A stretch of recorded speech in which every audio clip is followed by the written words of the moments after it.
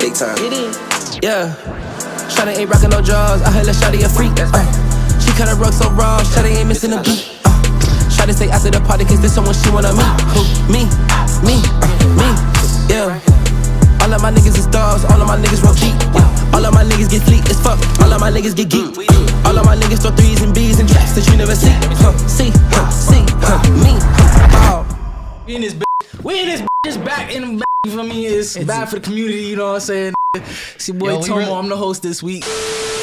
We in this, man. I got Eves to the right of me. You feel me? Got Rob on the left side of the table. Got Nate Nix behind the camera, but in front of the camera because it's a new camera. That's how we do, man. You feel me? And we got a special guest today. We got Maye Star in the building. You feel me? Uppery. Yes, you know what I'm saying? Yes, I like what you did there, Tomo, but let me remind you how it's done. All right? Oh, God. All right, I got you. It's Young Rob on the mic. Got St. E's and Tomo to the right. What's good, gang? Got Nate Nix in the room. Hello, how you doing? And we got a special guest host with us. We got the talented Maye Star in the building. Make some noise for this man. Yes, Sirski. And it's another episode of Bad for the Community. And that's how you do it, bro.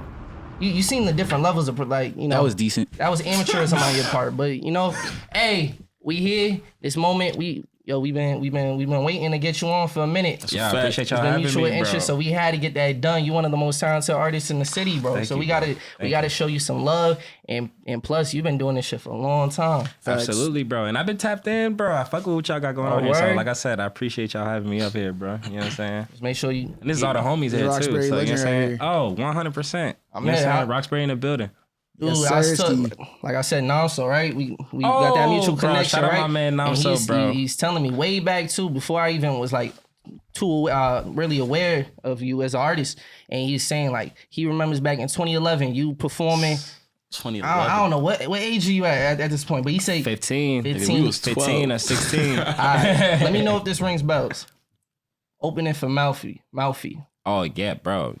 These niggas don't know who Mouthy is. I did not know who that was. If you don't know who Mouthy is, you should do what your happened to homework and do Mouthy, your bro? education.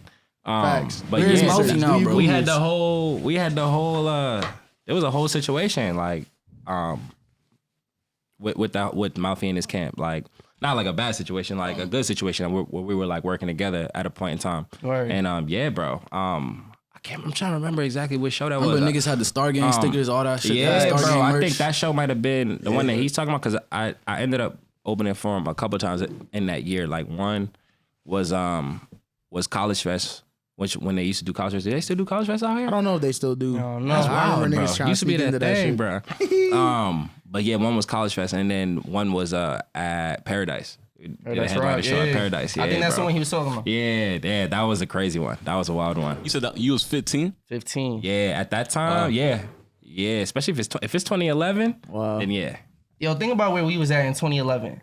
Like he's dropping music. Down the street from Paradise. Was you still going by Maye Star at that point? Yes. Where does the name come from?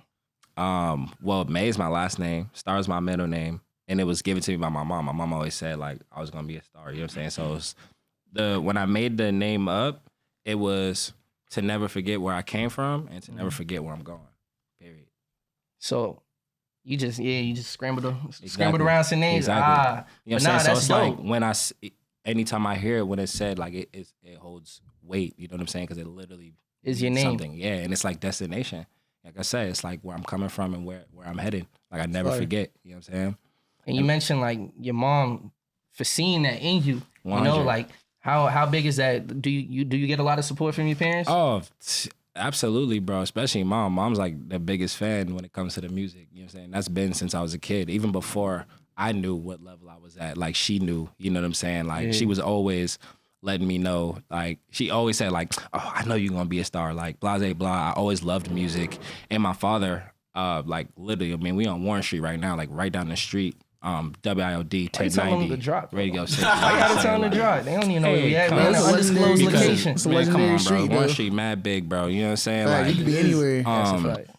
And like I said, there's so much history here. Like I said, WILD 1090 radio stations where my father worked. So like when I was growing up, I used to be in the radio station like after school, going to the big rooms where they had like all the libraries of music and like shit. That's where I first heard my first Michael Jackson CD, like Stevie Wonder, like all of that. So I always been really into music. And my mom and my grandmother too always knew like musically that I was gonna be involved. Like my grandma got me in piano lessons at like 4 years old. I was in the choir by 6, like, you know what I'm saying? Like, so the music's always been around. I've been playing drums. I'm not talking about like drum sets. I did do that at a point in time at church, but I'm talking like African djembe. Yes. I've been doing that since I was a kid. I too play djembe. And they played a big part in the June. Yes, June is hard. in the June. It's the bass. That's the African 808. Neat facts. You see what I'm saying? started. It's the African 808. Nah, but yeah, so you can definitely contribute like, you know, that love of music to them. And that's important because, you know, I feel like the reason that, you know, we even in this direction of hip hop where, you know, we're losing the roots of like where it's coming from is because some people's parents ain't just tap them in. And that's so important. I know I wouldn't care about lyricism if it wasn't for my uncle always showing me Nas shit, you know, Rakim, like all these joints. Huge like, inspirations for me. And you truly got to become a student of the game. What are some of those? 100. What are some of those influences? Like you said, I mean, Nas, Rakim were huge influences for me at a young age. My dad was the one that put me onto them. Nas's Illmatic was always the shit for me. Yes, sir. And like, especially at like, it was probably, I was around like 12 when I was like set out to go. I was like, yo, I'm gonna be the best rapper living. I was like, I'm gonna be the best rapper alive. So it's like, all right, cool. And that came from Lil Wayne, who I still believe to this day is like, was like one of the greatest of all time, like the greatest of all time. Sure. I just don't think that there's like an artist, and it's arguable, but I don't think that there's another artist that was in their prime that's touching Wayne in his period. Like skill wise? Skills, yeah. I was about to say, how you feel about that? Yeah, we gotta think about that. Because we had the whole verses where he said, except for Tomo, but I think we all disagree. Wayne is definitely. But you know, like I said, it's an arguable conversation. You know what I'm saying? But it's a good one. Bro, Jay-Z, bro. Well, you know what I'm saying? See, like, is, and right, Jay's incredible. We're talking about like rap, strictly rap, not the artistry, but just rapping. Yeah, I'm talking straight. I'm talking bars. That's what I'm saying. I'm putting Wayne up there. I'm talking bars. I'm always say Kanye's, my favorite artist over Wayne. Oh, but we talking about the skill of rapping. Yeah, talking about just rapping. Yeah. It's got to be Wayne. I listen to Wayne just to tap into someone who raps for the fun of it. Trying to act like Nas don't exist, bro. Yeah, nah, you can't. That's kind of OD, bro. Like to even make it seem like it's not close, like that's kind of OD. Like, you mad? I don't know. That's a fuzz. Well, who said it wasn't close? I didn't say it's not close. I'm just saying for me. Like I said, this is an arguable conversation. You know what I'm saying? You see, it's already starting up. Nah, I know. I know when you started talking about Nas, these niggas think you speaking Spanish, bro. And that's crazy because, like, I think honestly, your parents wasn't here for you. You one of the kids, bro. Like what? You one of the kids who wasn't. Did you get sat down, bro? And I discovered music for myself, nigga. I just don't resonate with Nas like that. The fuck? Do you know why Jay-Z as big as he is? What do you mean? With just like, in my lifetime, Reasonable Doubt, all that. Yeah. You listen to all those? I don't like it. I feel you. I don't really like it either. No bullshit. I don't really like it either. You feel me? But like, as a producer, nigga, I gotta sit down, do my due diligence, and go back in history and listen to all this shit, my nigga. Like, nigga, I'm listening to fucking niggas from the 60s and the 70s when I'm sampling shit, nigga. Like, come on, bro, don't play. But we do that. We do got different ears, though. That's commendable. I ain't gonna like, listen to more Jay-Z beats. music. No bullshit. I fuck with Nas, though, heavy. I always fuck with Nas better, no bullshit. Yeah, you be listening. This nigga be listening to most def and shit. No bullshit. I feel like when you listen, even when you listen to me musically, like you hear me like really getting in that rap back. Like I feel like the you hear that like Nas influence like in there. You know what I'm saying? Like, I try to like that. The Wayne thing is really just like that confidence and just the swagger, bro. You know what I'm saying? It was just undeniable. You know what I'm saying? So that's like the energy. When I listen to your music, I feel like the influence could be all over the place. It's bigger than just rap. It's bigger than just hip hop. 100%. You got so many songs. I'm like, yo, like this is some pop shit. You feel me? When you mention Mike and just those pop artists, I could see that influence as well. Oh, hell yeah. You're a very versatile artist. Absolutely. Yeah, I mean, when it comes to making anything that's like in the pop range or the R&B range, like I'm definitely going like Mike, Sade, Stevie Wonder. Even like if we're going soul, like George Clinton, Funkadelic, Zapp, and Roger, like these are the folks that like I'm usually always tapping into. What you know about George Clinton, nigga? I don't, but Y'all see that list? That's homework that got done. He only know rap. Homework that got done. You know R&B. Rap and R&B. I give it. But Modern nigga. I'm gonna just cut to it, bro. I'm gonna say right now, bro.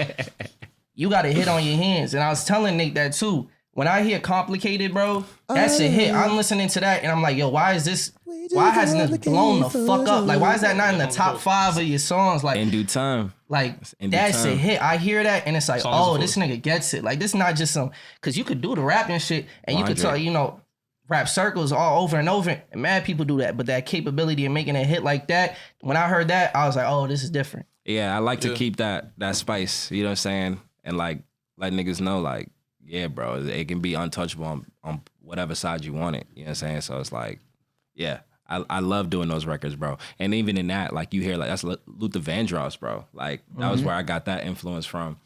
Just like Luther Vandross, Never Too Much. Yeah. You know what I'm saying? Listening to that and just really watching the video and understanding that, like, they understood, bro. And just like even watching Luther in the video, bro, having an incredible time. Like, he's literally at the mic just smiling, performing, singing his heart out. I was like, you know what? That's feel good music. You know what I'm saying? It does. Because it's like natural, you feel me? But you know, the reason why these things come off effortless from people like him is because, like, they're literally just spitting their experience, bro. They're just spitting what he's actually going through at that time, and he's like enjoying it. You know, he clearly enjoys the creativity of it. So it's like I tap into those energies. You know what I'm saying, and like really trying to make this shit like undeniable, bro. You know what I mean? Like, so yeah, shout out Luther for the Complicated one. Bullshit. Right. So yeah, I'm listening to Complicated. I mean, and that's a part of Summer Star project that you dropped last year, and I really want to know just where were you at mentally? Because when I'm listening to this sounds like, yo, we finally outside,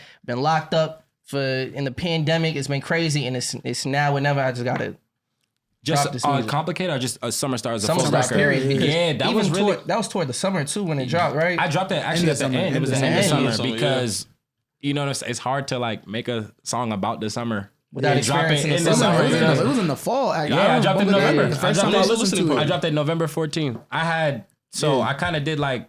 I listened to that shit on the plane. I kind of did like pulled a card from like Kanye's deck, like, and I did like pre-listening parties. So like I did like a couple like 2 months. When we put up to bro. And that was Lace. No, it was Lace. It was at Lace Boston, yeah. and that was like 2 months prior to me putting the album out. You know what I'm saying? I was still mastering at the time. Actually, I was literally still in mastering, but it was something that I really wanted to share. You know what I'm saying? And like really get. And I didn't want it to just feel like it was because it wasn't for me. I didn't make that album for me, bro. I made that for us. I made that for the community, bro. You know what I'm saying? I was telling a story. It wasn't really about like getting OD in my like lyrical bag and like all of that type of shit. It was really just like telling an incredible story and making like a sonic and making a real sonic experience, which is like shit that just like niggas don't really, I feel like just don't take time to just like really do. I want to make something that, and when you hear it, it's like, all right, this clearly took him a lot of fucking time to do. Like I started working on that the summer before. You know what I'm saying? And it was to tell the story of like, all right, we just had like that weird ass summer in 2020, you know what I'm saying, with the whole pandemic shit, you know what I'm saying? And then you going into the next year, a lot of people went into the next year with like a motivation, bro, a sense of motivation going into the summer and like really wanting to like get back out there and like do mad shit. So I was like, all right, bro, like what's better? And the whole thing was like, this is about to be a movie. This summer's about to be a movie. Yeah. Everybody was saying that shit, bro. Like, oh, it's about to be a movie, blah, blah, blah. So I was like, all right, cool. Outside. What does a fucking movie need? A soundtrack. Needs a score. You know what I'm saying? So I was like, all right, word, bro. I'm going to take all the experiences that I have from the summer and I'm going to turn them all into experiences, bro. Originally, what I wanted to do, I wanted to travel. Like the original idea for Summer Star was every track was going to be in a new city. So I wanted to travel to each city and do the video like in that city. So like even there's on what cities did you have in mind? The songs that are they're like mentioned. They're literally mentioned in the on the album. Like on Uppery, obviously I start home. Then it's like I start making my way down. So like by the time you get almost to the half point and 1-on-1, we're in Miami. This is like really how my summer went. This is like really what me and the gang was doing. Like we was in Miami, and Geronimo, which I know you fuck with Tomo, is bro. I wrote that. Like really wanting to shoot that video in Vegas. Like I even say it in the song. It's like, I'm finna have a Vegas night. I'm with a couple stars. It's like, yo, I was really trying to create something for me and my friends. Like I was like, yo, Time capsule type shit. Exactly, bro. I was like, but obviously pandemic worked out how it did. You know what I'm saying? It just wasn't as safe. You know what I'm saying, to make all those traveling moves, you know, those So maneuvers. then let me ask you this, right? A song like Less Is More, where does that come from? Like the storytelling, is it like a storytelling of, you know, speaking about this woman and how people could possibly like relate to her? Is that some real personal shit that you're speaking about? And why is it so damn short? I know less is more, but I needed more. Because I needed more. Like I said, staying on focus and staying on beat with what the project was supposed to deliver. You know what I'm saying? Like, less is more is like a teaser of like, all right, this is that lyrical star that I know that people want. You know, I know that people want to hear. But that's one of my favorites in there. Thank you, I appreciate that. That joint in Rapture, like, so that's the Rapture. I'm always gonna be so like. Any of that slow sample shit, I'm a sucker, bro. So you do that shit. That's diary. I call that diary star. That's like my favorite. You know what I'm saying? I call that's diary star. That's a bad. And like at the end of every project gives you the sneak peek to the next one. Always. Every single one of my projects. So that's the mode it's you always in. strategic. Yeah, it's always strategic. Like at the end of Supermoon, it was letting you know how the Mayday shit was gonna go. Like at the end of Mayday, Boss Talk, I was letting you know where we was about to go. You know what I'm saying? So and now I was doing the same thing with Summer Stars, like the Rapture. I want to do more diary tracks. You know what I'm saying? And it's funny that you guys bring up you talking about this is like that home feeling and just like really getting back to roots. But that's what my next album's really about.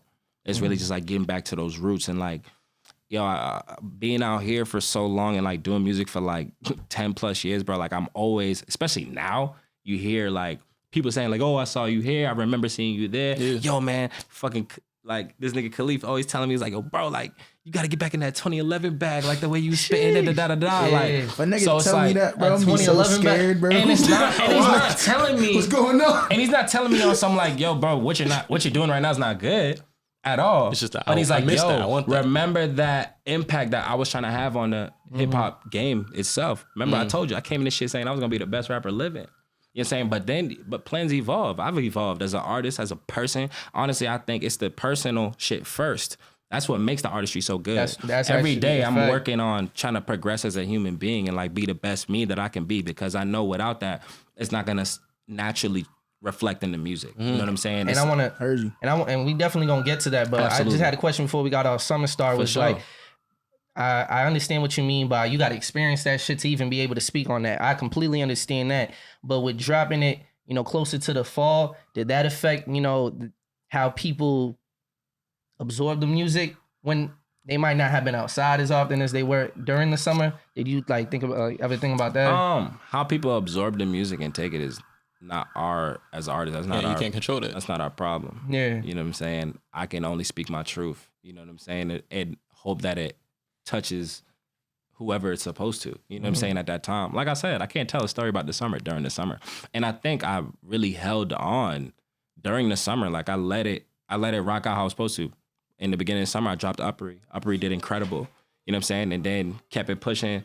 In July, dropped Spin the Block. Spin the Block did incredible. You know what I'm saying? So it's like, it was really holding down. And then what I had the visuals in, but like keeping the visuals in between, like with the photo shoots, all the little shorts, like the Peter Brock stuff, like from Spin the Block, like all of that was like to really build up that anticipation for the album. And like now, by the time the album came out, people was like, all right, I want to know what the fuck this story is about. Like, what the hell is going on here? You know what I'm saying? And then even with the Less is More, Spin the Block, like that was even strategic. Hearing those two songs go into each other was already to let niggas know. Someone was pointing that out too, like the transitions between those. It was to let niggas know that like that's how the whole entire album was gonna be. You know what I'm saying? That's why I dropped the Spin the Block, Less is More, and Spin the Block how I did. You know I was about to say, how you go about directing your videos and shit? Visuals out the ass. Bro, that is just something I'm really just want to let the world know that like I fucking do this, bro. Like I sit down, I write these, I storyboard them out, I direct them, I really be having the vision. Like it's really just like listening, and whatever it is I see is just that's how the hell it's got to go down. And I just don't take anything else less. I have big ass dreams, bro, and goals in terms of like visuals. Like, you know what I'm saying? You see how Michael Jackson had MJJ Studios, bro. That's how he was making all his videos. That's why every time he dropped a video, it was a big fucking deal. It like stopped the world, bro. Like shit stopped. So it's like I'm trying to build to that point. Maye So Star obviously Studios. now, exactly. Yeah. But now, obviously, what I can do is just work within my means and work with the resources that I have now. So I just really try to exercise my resources the best way that I can to like make these videos come out how they are. And I have like a there's a standard, bro, and it's got to touch that, or like, well, we're not even dropping it. You know What is a team? Like, you got a team around you? It's me and HBZ. Yeah, you Y'all too? trying to talk into the mic, bro. Yeah. Like, Oh, is y'all not hearing me? We can hear you, but it's like cutting in and out. It's also me like lift for the it, tilt it, videos. like- Yeah, that's me. That's me and HBZ. Shout out HBZ Media, dog. We like almost 30 videos in. Yeah, I was gonna since say y'all be 2020. cooking. You was saying that you got mad bro. Yeah, just from Cooking. from 2020. We dropped 16 in 2020. And I feel like that makes the difference because we all making music, but like it really stands out when you got a visual attached to it that's actually clean. For sure. You know, I know a bunch of artists that like that's really the separating factor. And from 2020 and on, I know you've had a whole career since 2011 and all that, but 2020 it feels like you turned on like the afterburners, bro. Like you got what's it called, Supermoon, Yeah. Mayday 2020, and Summer 2 Star, albums in 1 yeah, year. bro.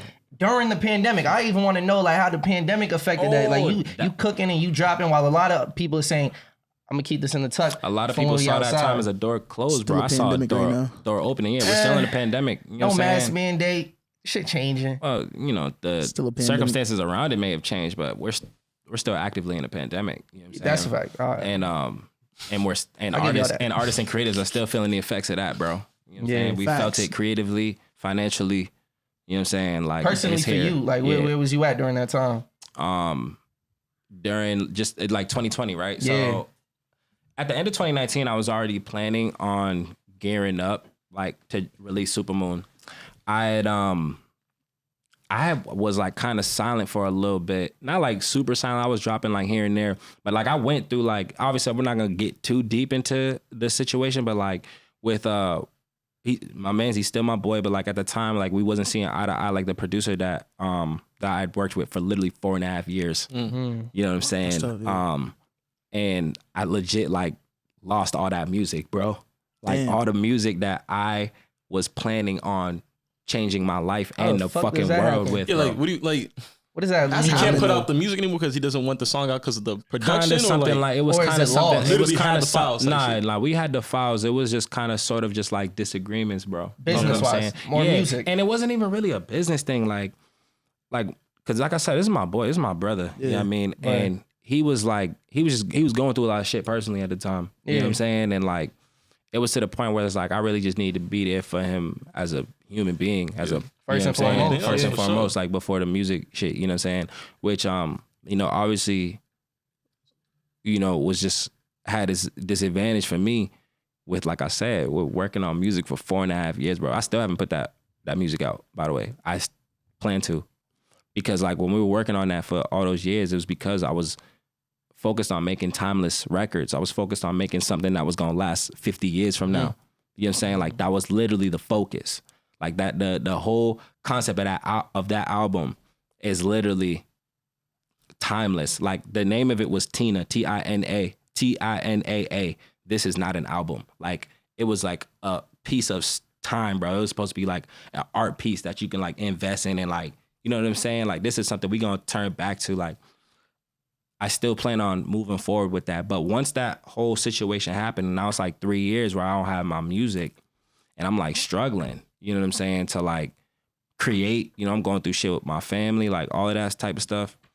And Life. that's how Supermoon came about, because I was like, all right, I need to do this like how I used to do it, bro. Like, you know what I mean? Like build these resources from scratch. Build these resources from scratch and like start working on, I want to start working on something in my way. Because like, you know, when me and my boy was working together, you know what I'm saying? It's like we're combining ideas, you know, and like there was getting to a point where like I didn't feel as though it's like I had all the room to do what Full it creative is. control. 100%. And anybody that know me, they know that my creative mind blows past like whatever room I'm in. Most like it's people. not like water. Is that a you know what I'm frustrating saying? thing? Sometimes, but Especially it's when working with artists or collabing. yeah, because it can be a holdup. But it's not frustrating when if you have that tunnel vision, bro. I have a mentality was like, no matter what, the shit's getting done. You know what I'm saying? So it's like, it don't fucking matter, bro. Word, that's a holdup, that's a hurdle, that's a whatever. We jump over that. The shit's getting the fuck done. I think solution, no, not problem. Every time. Anytime shit happens, I go right to solution. Fuck the problem. You can't do nothing about the problem. 100. And that's where I was at with the Superman. Was like, because I felt like I had already wasted so much time. I had so much music that I had created.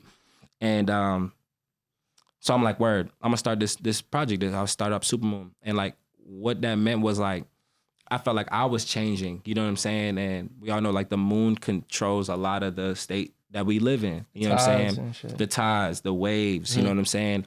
And I felt like this was a new wave of myself that like I was presenting to the world. And a supermoon is an incredibly rare occurrence. You know what I'm saying? They don't happen often. And I felt like this was like a rare thing for me. Like I was going through like a crazy learning phase that I didn't even ask for. You know what I'm saying? It was like with the whole situation happening with my boy and the music and then like family and just like not making music and putting shit out. I was like, all right, word, like this is like my ultimate like learning phase, you know what I'm saying? Like a moon phase. So like that's how Supermoon came about. You know what I'm saying? I felt like that was like my rare point in my life where I was like, all right, word, I really need to stop what the fuck I'm doing because I had lost my power. I felt like I wasn't a star, you know what I'm saying, for a minute. You know what I'm saying? That's your name, bro. So how you not feel your name? And because like I said before, there's a weight that holds behind that name, bro. Yeah. You know what I'm saying? And if I feel as though I'm not putting what I feel as though I'm capable of all the way. And like I said, at this time, I was just going through a whole bunch of things. So I was like blind.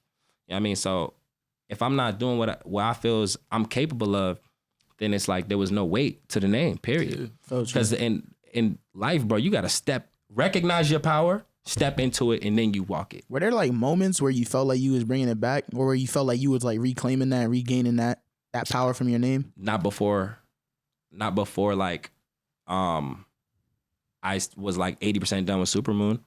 I wasn't feeling that. I felt like Supermoon was like I was training, you know what I'm saying, to like get that back. I felt like once I put that out, like I was about to be there. So you know what I'm saying? How did you get that back? Because you were speaking how like, you know, like your mother gave you this name, you know, like family really building this up for you. And it roots back to the original question. What I did in 2020. All right. So I was working. I was a sous chef before 2020. So like, obviously, like anybody knows that like works in the service industry, bro, or works in the kitchen or is like a chef or a sous chef or anything like that, bro, you know how busy you are, bro. Unforgiving. You know what I'm saying? And I was working in an incredibly busy fucking restaurant. You know what I'm saying? And it was just getting to the point where as a creative, bro, I was losing my mind every day. Cause I'm in here like, you gotta like give your heart, you know, to this place, to this kitchen, and you know, you got people's lives in your hands, like with food and all of that type of stuff. It's like, that's such a focus, bro. But that's not where my focus wanted to be. You know what I mean? And that was no shade to the place. Love them, love the people. Like, I built a family over there. Those still my dogs. My head chef over there, shout out my man, head chef Nick, because that's still my dog to this day, bro. He mad cool, you know what I'm saying? Also one of the best restaurants in the city, no cap. You know what I'm saying? What is the restaurant? I put a song. Oh yeah. No. It'll start. We'll tell niggas out there. It'll start up too much. Y'all one of them. Yeah, it'll start up too much. But as you're saying, like, even though you love working at that place, you just had a different vision for yourself. 100. And the reason why I'm shouting out my head chef is because he understood that, bro. Like that was mad lit. Like he still to this day supports me, bro. Like he's asked me to come back. Like, yo, bro, like, yo, we need you, da-da-da. But he's like, you know, but I fuck with, he's like, but I understand if you don't, because, like, what you got going on is great. Like, I love that. Like, I support you, you know what I'm saying? True. So, like, that's really lit to me. But 2020 happened. Yo, obviously, I didn't even fucking know the pandemic was gonna slap, bro. None of us did. My plans were already in place. If I did, I'd be rich. You know what I'm saying? 100%, nigga. My plans were already in place. You know what I'm saying? The first joint I was gonna drop was Lil Duffel. And yo, I wish I had HBZ up here with me. But we're doing a documentary on this. HBZ and I, we're working on a documentary just to talk about that pandemic, bro. And like, that work was really fucking wild, bro. And not just from me, what I experienced from other artists' perspectives too, bro. You know what I'm saying? To help me navigate how to move. You know what I mean? Yeah. So, cause like I said, some niggas looked at it as a door closed and I saw why. You know what I'm saying? You got to go inside and you see why. And it's like, all right, but you can create opportunities, bro. You know what I'm saying? Instead of like waiting for them to come or search for them, you can create the opportunities, especially out here. We got all the resources to do so. You know what I'm saying? Even in this room alone. Like, nigga, if there's something that anybody want to do, I did, bro. Let's speak it up right here. Cause like, I guarantee that somehow we can make that happen. You know what I mean? So 2020 slaps, I'm like, all right, bet. We was like, all right, we're gonna drop Lil Duffel. Now, pandemic just happened, like the lockdown. I had Lil Duffel planned for 3 weeks because now it's like we're coming off of like almost a 3-year hiatus. All right. Oh, so from 2017 to 2020, I dropped like a couple tracks, like you know what I'm saying. Oh yeah, you know what I'm saying. Now we're talking project. Because during that time, like me and my mans were still like going through. We were still like trying to get him right and like you know what I'm saying. So. And I had to get myself right after that. Cause like I said, I started working, like my mind's like wasn't even there anymore. So it's like, all right, I'm getting back to it. After the single you dropped in 2017, I forgot the name, but it's got like 100,000 streams. That was in 2016. That was the year before like all the shit got crazy. That was Threat, Dirty Side, Talk Down. Those are three singles I dropped in a row. Too, yeah. I dropped those 3 in a row and they all did like, to this, like right now they sitting on like 400,000. You know what I'm saying? Like they went crazy, and I had a really great support system at the time too. But like when you go fucking 3 years silent, bro. Oh, for sure. So goddamn supporters is like, yeah, that's what I'm wondering. Like I would believe that that's a boost, you know, to keep going. Like you seeing the numbers, it's reciprocating the talent, and that's what happened. But so that's like, all right, I was dropping those tracks from July to December when I dropped those songs. And then December is like when me and my man's like, that's when the whole shit happened, bro. Okay, I see. You know what I'm saying? And then like, it was even like when I did, we were talking earlier about my song Adjacent. Mm-hmm. That's on Super Smash Bros. Family Cookout. Like, you know what I'm saying? Like I know they remember like, there was like no problems between us, but it was like, yo, I had to get a lot of conversation and dialogue in just to get that song that was produced by my mans. Like to get that on that project, you know what I'm saying? And like that's some shit. That was like, a big opportunity. That was fire 100 too. Niggas know me. Like when it comes to business or this music stuff, yo, everything is. I like to make everything smooth for all parties, bro. So niggas when they go out, they be like, hey, yo, bro, you should definitely go work with Star, bro. It's mad easy to work with. You know what I'm saying? Or like he know what the fuck he talking about. So it was really to me kind of embarrassing that like the shit even had to go down like that. You know what I mean? I know they probably don't look at it too crazy because they understood that I was putting in my best effort. But like, you know, it was just like an embarrassment to me that like, you know, I had to have them waiting and like all of that type of shit. I felt like, nigga, I'm like, who the fuck am I to like keep all these other artists that were like on that compilation tape like waiting, you know, on shit. You know what I'm saying? Yeah. But shout out Super Smash Bros. My Roxbury niggas, they held it down and you know, they was patient with me. And you know, Jason did what it was supposed to do. And that's gonna have a new life too. That shit's gonna have a new life. But going back to that time period and stuff, like in between then. Is the documentary gonna have like footage from before the pandemic and all that? 100%, 100%. Like leading into it all the time. All this stuff like studio sessions are just all the time. That's fire. All the time. That's dope. Me and HPZ got a drive that like we stay updating weekly. You know what I'm saying? There's always some new content coming through. You know what I'm saying? And that's why I'm like really excited to show. Because we're working on 2 documentaries. So like we've been working on like my big documentary, like for like my 10-year anniversary. Mm-hmm. And then we're working, but like I said, that 2020 was just like such a fucking like we just really was on 10-year anniversary of just me putting out when music. When you started making music? Yeah, like last year was 10 years for me. 2011. Mm-hmm. I mean, from 2011. Yeah. So that's crazy. Yeah, you know what I mean, so and I want to dig into that, but I want you to finish. Bro, because the stories, the documentary is absolutely fucking ridiculous. Like it's so much footage I just like just from 2011, just from that time to like 2014, just for forgetting how blessed I was, you know what I'm saying, to experience so many different things, bro, and being in mad rooms, bro, like going on tour with King Los and like all that type of shit and like really learning so much during that time, bro. Like it's really has helped me become the artist who I am today, you know what I'm saying? And like it's the people I look up to, like in the industry throughout these years, it's the good and the bad that they do that help me navigate how to fucking move, bro. You know what I'm saying? Like I'm still trying to be the greatest of all time. That's still happening. Like that, I'm still actively working on that. And that's why has that changed from being the greatest rapper of all time to just what's this greatest? Yeah, like I said, I've evolved as an artist. I've evolved as a person. So it's like, bro, I'm just trying to be one of the greatest, period. Yeah. You know what I'm saying? The rap shit to me is like, I'm always gonna have that locked in.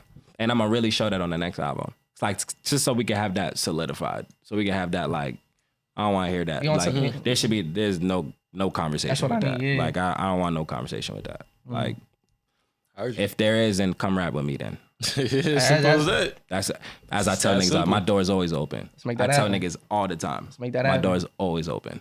Yeah, but the reoccurring theme that I'm noticing with everything he's saying is like, just as you mentioned, with every hurdle you finding a way to clear it. You got this tension that's going on between you and your mans. The pandemic come. You haven't dropped music for 3 years, and then the pandemic hit too. Like, that'd have been enough to just cripple a nigga and be like, I'm done with this shit. But you still here, like, 10 years later. I don't know what it was, bro. What's still we dropped the Lil Duffel, and then 2 days before we're about to drop Lil Duffel, on the news, it shut down. Yeah. When you see the NBA shit March happen. March 12th? But yo, that's and we were planning on, so this is bullshit. March 12th, whatever the date was. March 10th was the day that they shut everything we down. planned on dropping, it was March 23rd or some shit like that. That's when we were gonna drop. Yeah. I was dropping the single first, and I was gonna drop the vid. And now this is also 3 years, no tracks, no visuals. So I'm literally rebranding. This was a whole reinventing myself. Yeah. And shout out HBZ. I was ready, bro. So we dropped Lil Duffel. Did mad good. I fucking wrote it out for 3 weeks before because, like I said, I had dropped in 3 years. So I was like, I ain't dropped for 3 years. So I literally said that to HBZ. I was like, I ain't dropped in 3 years. So I'm gonna roll out for 3 weeks. Yes, dropped it. It did incredible. Even 2020 to this day, that was my most streamed single. Was that first one I dropped was Lil Duffel, and then the second one was Jill Scott freestyle, and then Swish freestyle, I remember, which to me is a proud ass moment. Nigga, you hear those 3 songs, Lil Duffel, Jill Scott, and Swish are 3 completely different fucking records, bro. And they all had their own, you know what I'm saying, shine and did their own thing in that year. Yeah. We dropped that shit after I dropped Lil Duffel, and the niggas went in lockdown. I was low-key kind of hyped. I called HBZ. I was like, yo, bro, everybody about to be in the fucking crib. We dropping this shit. I just got so far. Everybody's about to be in the crib. We dropping that shit. We got no choice but we to bump drop this it. It started doing mad good. I called this nigga HB, bro. Yo, I remember just the visual of just me calling him and just pacing in my crib yo, nigga, we gotta drop another one, bro. They saying we can't go outside. Fuck it, bro. Let's shoot it in the crib. I'm at the crib, bro. Yo, I'm about to hang up right now. Yo, a lot of this is how a lot of our conversations went. Bro, I'm gonna hang up right now. I'm about to work all day on this video, my nigga. I'm gonna listen to this shit. I'm gonna write this shit out. And I'm gonna call you back tonight. Dead ass. That's how a lot of the conversations were going with me, HBZ. He'd be like, all right, bro. That's how they were at first. At first, that's how they were. At first, he's like, okay, bro. And now the faith click. is there. Yo, in there, lock myself in a room, bro. Smoking, leave to eat, come back. I'm working on this shit. Storyboard it out. Call this nigga at 11 o'clock. Yo, you up? Boom. Yo, check this shit out. Got this whole fucking visual planned out, taking pictures of the storyboard, sending it to him. I want to say the next week, but bro, I think it was 2 days later, bro. 2 days later, we shot the therapy session video, which was right in the crib. And it's what was so stand out about that, another big thing about when I was dropping the visuals in 2020, I wanted to make every video different. Yeah. You know what I'm saying? So niggas can know, all right, this nigga is creative, bro. All these different bags. It's all these different bags coming back to back. You know what I'm saying? So it's I did the therapy at the beginning of therapy. What I love about that video is me showing the drone around Dorchester. And cause bro, when you riding around the ground, this is what made me do this. I'm riding around and bro, it was mad dirty on the street, bro. It was pissing me off. And all these just on the corners, bro, on the blocks, it's just mad trash. You see niggas just throwing shit. I'm bro, what the fuck, bro? Laughing, bro? That's not funny. I'm dead ass, bro. This is my community that represents me, my nigga. And I'm walking around here. So I was bro, I don't fuck with this. I'm gonna make the city look beautiful. You feel me? So I was, yo, you go back and you watch that therapy session video, bro, and you see all this aerial view, you going over the city saying black and white, and it got this piano, this slow piano, jazz piano playing. It's always to let niggas know, it's yo, bro, there's a lot of history that's held here, and it's beautiful here. Facts. You know what I'm saying? It's more than the surface. Mm-hmm. You know what I'm saying? So it's after that, and then it's that was the visual, and then that's what people were complimenting. They were complimenting that beginning, and how good we was making the hood look. The way you was representing your city. So it's all right, bet, dog. It was just, I felt I was it was a call and response, bro.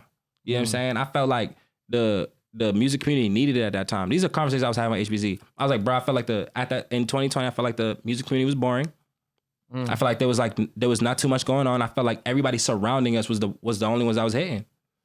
Yeah, 2020. This is 2019, beginning of 2020. Bro, in my opinion, it was not that much activity, especially not even close to what's going on now. Yeah, facts. That is true. And I will say though, let me hear it, Nate. There's niggas that was in the community for sure. I feel the niggas that it was younger niggas doing their thing, but now those younger niggas are the niggas that are doing the shit now with young us. Niggas was doing it, yeah. And Sean dropped in 2020. No bullshit. That shit was 100. That shit's fire. So that's not to take away from, you know what I'm saying? Because mad niggas dropped in 2020, bro. You know what I'm saying? But like I said, and a lot of people that was surrounding us, you know what I'm saying? Like Brockton came heavy in 2020. We see it now. You know what I'm saying? You know? And with Deshaun, you know, Sean arguably had one of the best projects of that year. In my opinion, you know it's the best. That was my favorite project I dropped that year. Nigga. Yeah, I mean, if we're talking sonic quality, like artists, versatility, storytelling, just vulnerability, nigga, it's all right there. It was all, you know what I'm saying? And it was just like mad fucked up that, you know, that the pandemic slapped when it did after he dropped such an impactful project, you know what I'm saying? And so that's, like I said, that's not to take away from Sean or, you know, anybody that was doing that dropped project in 2020, you know what I'm saying? Because and everybody who was dropped, I'm sure they know how I feel about it because I'm very big on like letting niggas know how I feel, you know what I'm saying? So I'm sure that love was shown. But just literally, like you said, you feel me, Nate, like, bro, as active as it is now, and I saw that there was young niggas that was working, bro. That was another reason why I felt like I needed to do this shit. It was like a call and response, bro. It's like, all right, word. How can I take my, you know, like little experience, you know what I'm saying? You know, that's like the humble way to put it. Like from out here, how can I take that and like show niggas like it's doable. Facts. You know what I'm saying? That it's, you know what I'm saying? You can bring it to this level. All this shit that niggas are telling me about me, like they be talking niggas up, bro. And it's I appreciate it. You know what I'm saying? It's love. But I'm like, yo, nigga, like you can do this too. Nigga got it too. You can do it too. You're on it too, nigga. You're a star yourself. And I think that's what's the most fire to me about you as an artist in general, right? I think about the live at show that we did, the drive-in joint in Connecticut. You know what I mean? Like that day to me, like it was cool. Like just seeing like different people performing and all this different stuff. But like your performance always like to me stands out the most because it's like you weren't just like, because I think that like you said that was like the first time you performed that year, right? All year, nigga. So it was like it wasn't just like bringing out, you know what I mean, some songs and shit like that. But it's like nah, like this is me that I'm like giving to y'all. 100. You feel me? So it's like we gonna vibe out. We gonna feel this shit together. You feel me? Y'all are with me. Y'all are part of the performance. 100. You feel me? And I so promised. Like, I said I'm gonna leave my heart on this stage. Facts. Like right after first, I was like, I promise I'm gonna leave my heart on this stage when I leave. You know what I'm saying? I usually say that at all shows because that's real. That shit was great. You know thank you, bro. I appreciate Embodied, that. Like if niggas haven't watched that shit, like I know you uploaded the shit. Absolutely. When you were doing Switch Freestyle, bro. Because that shit was it was a moment for me. You know what I'm saying? Like first performance all year, and like. It was, to me, it was a testament to how I create, even with the visuals. It's like, all right, word. And that's why when I uploaded that video, like a couple months ago, it was just showing like, all right, we were there like for rehearsal earlier in the day. You know what I'm saying? Like people, we doing sound check and all of that type of shit. Bro, I'm over here. Every time we have a show, and especially if it's outside, I'm like, how can I stand out? How can I make niggas look at us local niggas like fucking rock stars? Like that's how I want to see it. Like how can pulled up on top of a car? I want to do something absolutely reckless. You know how I got introduced to you? I wasn't able to pull up to the event. Well, Family Famous? Family Famous. And he was on the shoulders and everything. Oh, Rob never is able to pull up. You're not there, actually. I don't know, bro. I really don't know. I genuinely don't know, bro. Pull up, You said what? That was a good show. That was great. Shout out. Yo, that was a great show, man. But no, Shout out all my Family Famous niggas. was the first time I got to see you live in person. That's when I even took your pictures and all that shit. Yes, bro. And we fucking That's how we connected. Yo, Uppery fucking cover art, bro, was from that show. Yeah. Took a crazy ass picture, bro. I looked at that shit. I was like, yo, Nate, yo, niggas are trolling in the corner. I was like, you to say some shit. I was like, but like, I seen that flick, nigga. I remember like showing HBZ. I called him. I was like, nigga, you see this flick? This look like some Dalit shit. Nigga, I'm wilding right now. I was like, I'm wilding right now. I was like, oh yeah, that's the cover art, B. That performance was like, nah, this dude's and you started something, star, bro. I was like, what the fuck? You started something with that, cause bro, there's a rhyme and a reason for everything I do. You see, all the singles I dropped after that. All the pictures was like in that room. All the pictures was like me performing, like with the mic, like my face like faded out, like I peeped off of that, bro, like. I like to keep the consistency, man. Like keep the visual consistent. I got mad footage from that day, no bullshit. Hey, from footage, from FF21. It's on my vlog camera. I have mad vlog shit from like 2020. The energy, man. And I put that shit in the Uppery video. Like that shit's in the Uppery video, like a big ass recap of that you show. did Jill Scott that night. I know, because the thing is, This it was like nigga Nate was singing his ass off. Yo, I didn't even. Hey, I wasn't even gonna do it. I don't know. You know I wasn't gonna do it. I just screamed my fucking lungs out doing Swish. And that's why Brandy's a goat. No cap. She was like, Hey yo, niggas. But that's a blessing too. That was mad humbling. You just dipping and then like you walking off stage and niggas, it's like, yo, do that Jill Scott, like run that. And I'm like, you was still on the ladder. And I'm over here asking. I'm like, wait, do we even have that? And then while I'm still asking it, nigga, she just dropped that hole. You know what I'm saying? That was incredible, bro. That was incredible, bro. And shout out Jill Scott because she showed a little love on that song. You know what I'm saying? So, absolutely, yes, Sirski, yes, Sirski. And that wasn't even from me. It was like from a friend that tweeted it to her, and that's how she peeped it. So like, shout out Jill Scott. I love when those moments happen. So shout out Philly too. At this moment in time, do you feel like a vet in this shit? You feel like, I guess locally around here, but like, man, like I got international goals, bro. Like, you know what I'm saying? Universal goals. Like, since the beginning, it's like, I'm trying to set up the foundation here. I want to make it so it's like, you know, once I'm taking this shit every fucking where, like, I don't ever want that foundation to ever be forgotten or like missed, bro. Like, I put in that 10 million hours, bro, like here. You know what I'm saying? Like, and I didn't just do it for me at all. Like, I do this for like all of the whole community, bro. Like I said, like, I seen that young niggas was doing it, bro. Like, it was like, word, I can be this consistent. Cause that was my biggest thing. It was the consistency. There was like no consistency. Type shit. You know what I'm saying? So I was like, all right, I'm just gonna fucking force it and just like drop as much as I can. And do it obviously all the time. If it's quality. If nothing was quality, it wasn't gonna touch the surface. But I was like, all right, bro. And then even in that time, I'm learning about myself. I'm learning about how my capabilities, like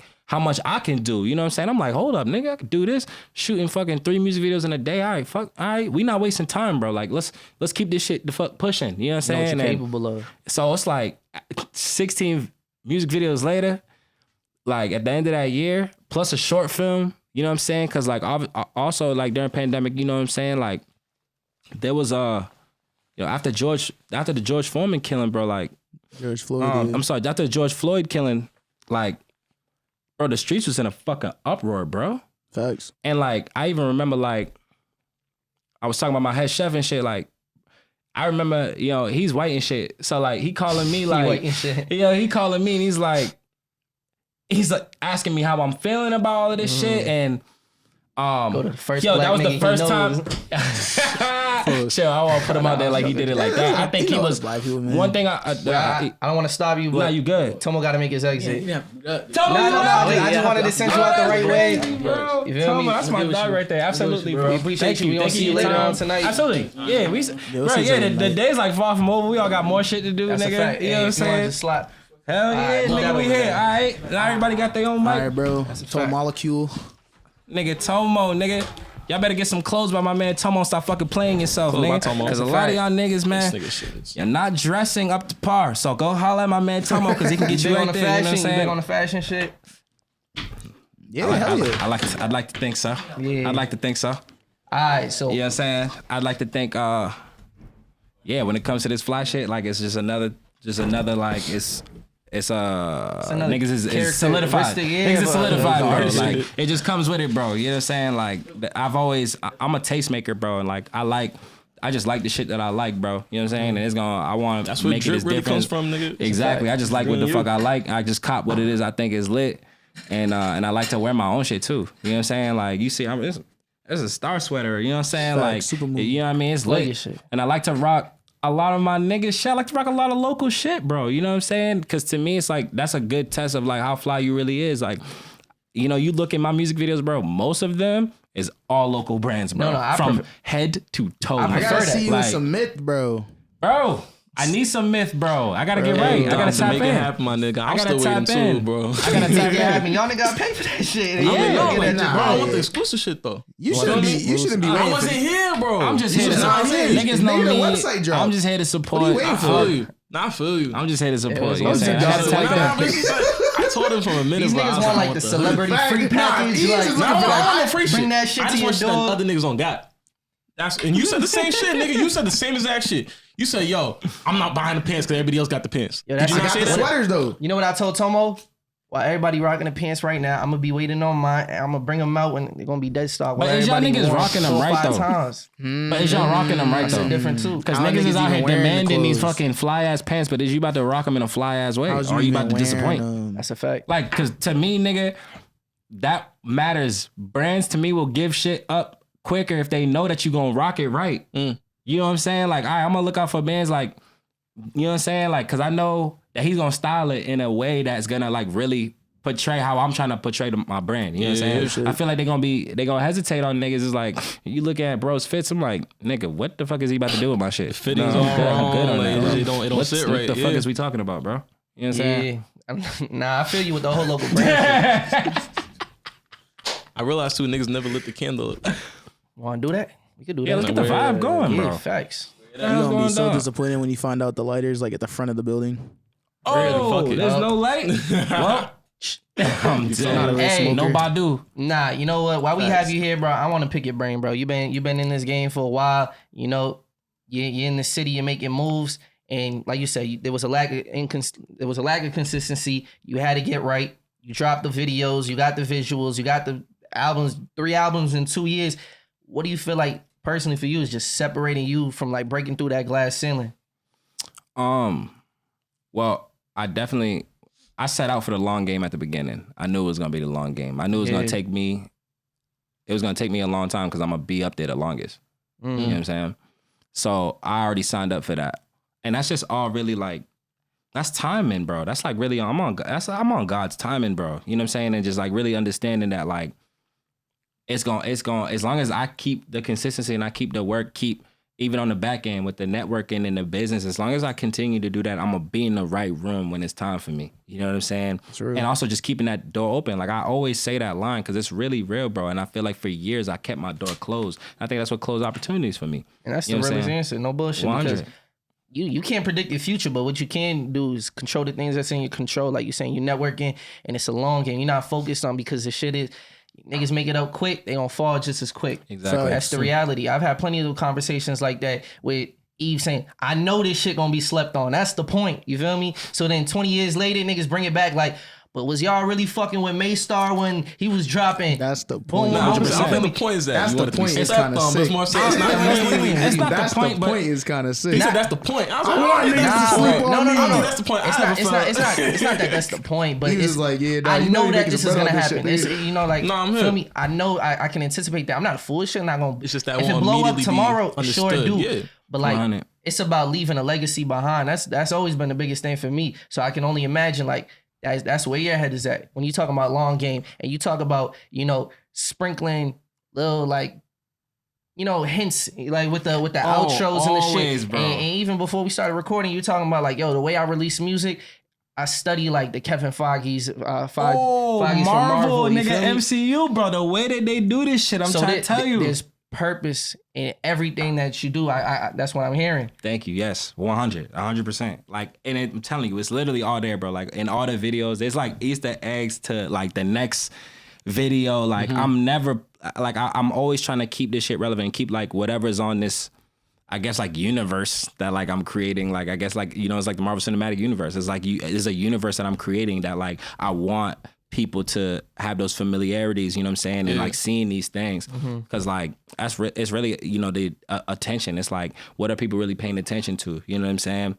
So, yo, Kevin Feige, bro, dude is a genius. He's a GOAT. Like, and what he do, there's nobody like him. I literally steal cards from his deck all the time for how I promote my music, like how I put out videos, trailers for videos, like dialogue of just even when I'm about to put something out, just like being very specific in my wording, you know what I'm saying? Because it's like, it all means something, bro. I want it to be, you go back and be like, oh, he said that shit. Oh, goddamn, it was right in my face the whole fucking time, nigga. You know what I'm saying? So it's like really creating something that's like interactive and fucking fun if you really pay attention. You know what I'm saying? Like, and that's also gonna go down in the legacy. So when this shit's all said and done, niggas gonna be like, yo, this nigga was wildin'. This nigga cared. It might be shit it don't even click to them. Like we were talking about last week about how Childish Gambino had an alternative version of 3005. Niggas had a code and shit to find out. Yo, and that's just it's next little level. shit like that, you know, that you could pick up from even, like you said, Marvel. That's That's not a music company, you feel me? But there's still Yeah. things you could pick up from a company like Apple I mean, or business whatever is they business, doing. you You feel feel me? me? For Business sure, is though. business. Exactly. Business plans, shit I like think that. I think it's cool. Like media is the way I look at it. Yeah, You feel for me? sure. Like, I'm not looking at like Apple's rollout strategy. For And shit. the I feel like average Apple's consumer. notorious for having terrible rollouts for their shit. That's not true. You're said bugging. I, mean, Apple I think it's what? really just at the Like, I point feel where like it's just Apple like has like they're so some of the worst clouded, like, rollouts. they just because do it. I don't think so, They- bro. they You have seen this to- whole they- M1 lineup, bro? But that's the You're technology. a You're talking fool. about the I'm technology. sorry. That's so Nate ridiculous. is Bro, funny look, as they fuck, I will bro. say they literally tell you what they're gonna. They tell you what they're gonna drop, and then they drop the same thing. Like they literally just drop like copies of the same shit over and over again. Still a leak. That's not a good rollout. Nah, I see what Nate's That's not saying. a good Bro. At this rollout, point, bro. Apple's Apple's literally just notorious flexing for like, having yo, some of we're the worst so rollouts big. ever, We bro. could just announce something a week before, But and you it's can like, yo, still y'all study tap that in. too. No, and actually, it's bigger than that. It's bigger than that. Some 'Cause Beyonce shit. we're just looking at the products. I'm talking about Beyonce's the goat. even She just is. like the stream of just from distribution to retail. They control that whole line. Mm. You know what I mean? They literally You support build- slavery, Rob? Bro, Hey, that's not where I'm coming from. I'm just talking about Hey, yo. controlling yes or no? the supply chain. You feel me? You can They- say yes or no. chill, bro. We're not getting into that conversation. We know they, on the human rights side of it, they tiptoeing on the bad side, all right? But I'm talking about, the way they build their own chips, they build their own software, they build their own devices and all that, and then they have their control own everything, stores yeah. that they sell it. That's not everything. Not everybody controls that entire supply chain. And That's true. You could like That is true. What you mean? and, what? Like a What lot did I of say? people. No, I'm listen, saying, I said, right? what did I say that we're not seeing eye to eye right now? A lot of you said I'm not you sure. said that's everything. Like I don't think No, you yeah. meant. I don't think you meant that's everyone. Like I think he's saying like everything. Like that's important. Yeah, okay. Like, I what? hear you. I hear you. Yeah, No, I thought nigga. you meant like that's every company, but no, it's not. No. Okay, I hear you. Let's not get listen. But even then, you talking about, and that's similar to you, like your involvement in things that are just even beyond just the music that you're making. How involved you are with the music videos? Are you involved with the production Absolutely. as well? Music production, you know what I'm saying? The engineering, I have the ideas, but like my man Tag, I mean, we're running up almost 10 years working together in terms of the engineering. Oh, when it comes to the engineering, you quality. can't make up for those You know hours. what I'm saying? Bro. You can't It's just like- jump in and act like you know what you're doing. 100%. You know what I mean? But it's his teachings and just like sitting with him for hours, bro. Like talking hours on hours. Like, bro, back in 2016, like I was going to the studio probably like 4 days a week and we're talking 12-hour sessions like every single time. Sheesh. And it was actually to the point where it was just like anytime I had an idea, I was a little obsessive. Like anytime I had an idea, I was calling like, yo, bro, I need you to get to the studio like right now. Like, can you get to the studio right now? Like, I got this idea. Like, just came up like while I was at the gas station. I need to get this down. He slid. He would Every slide. time. He would slide. Not every time, but 90% of the time. though. 90%. Like That's still 90% of Even the that time, is like, bro. yo, You know what that's I'm saying? appreciated. Like, Yeah, I appreciate that. he really believed, and still to this day, just like believes in me. You know what I'm saying? And I believe in him. I look up to him, bro. Like but he'll tell you all the way involved in all from the music production to the engineering to the end. You know what I'm saying? From beginning to end, bro. I'm in there.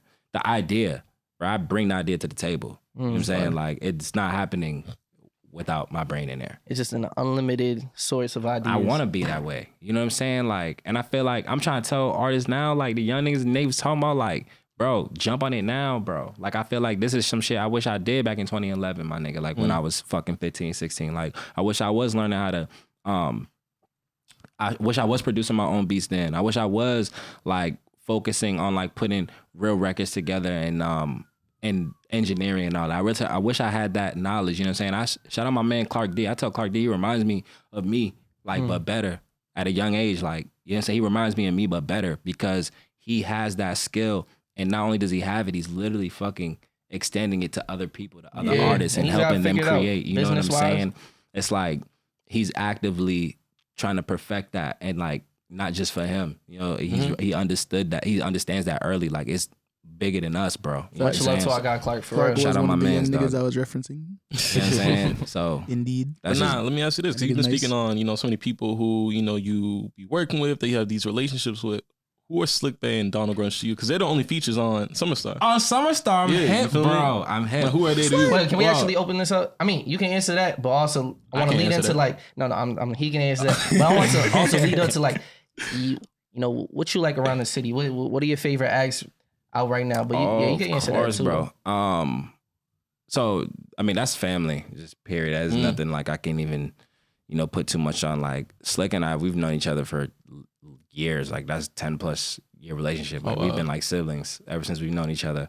Everybody know like there's people out there that probably still to this day think that we're blood related. You know what I'm saying? Exactly. But blood's not gonna make us any tighter, or make the care or support any more intense than it is now.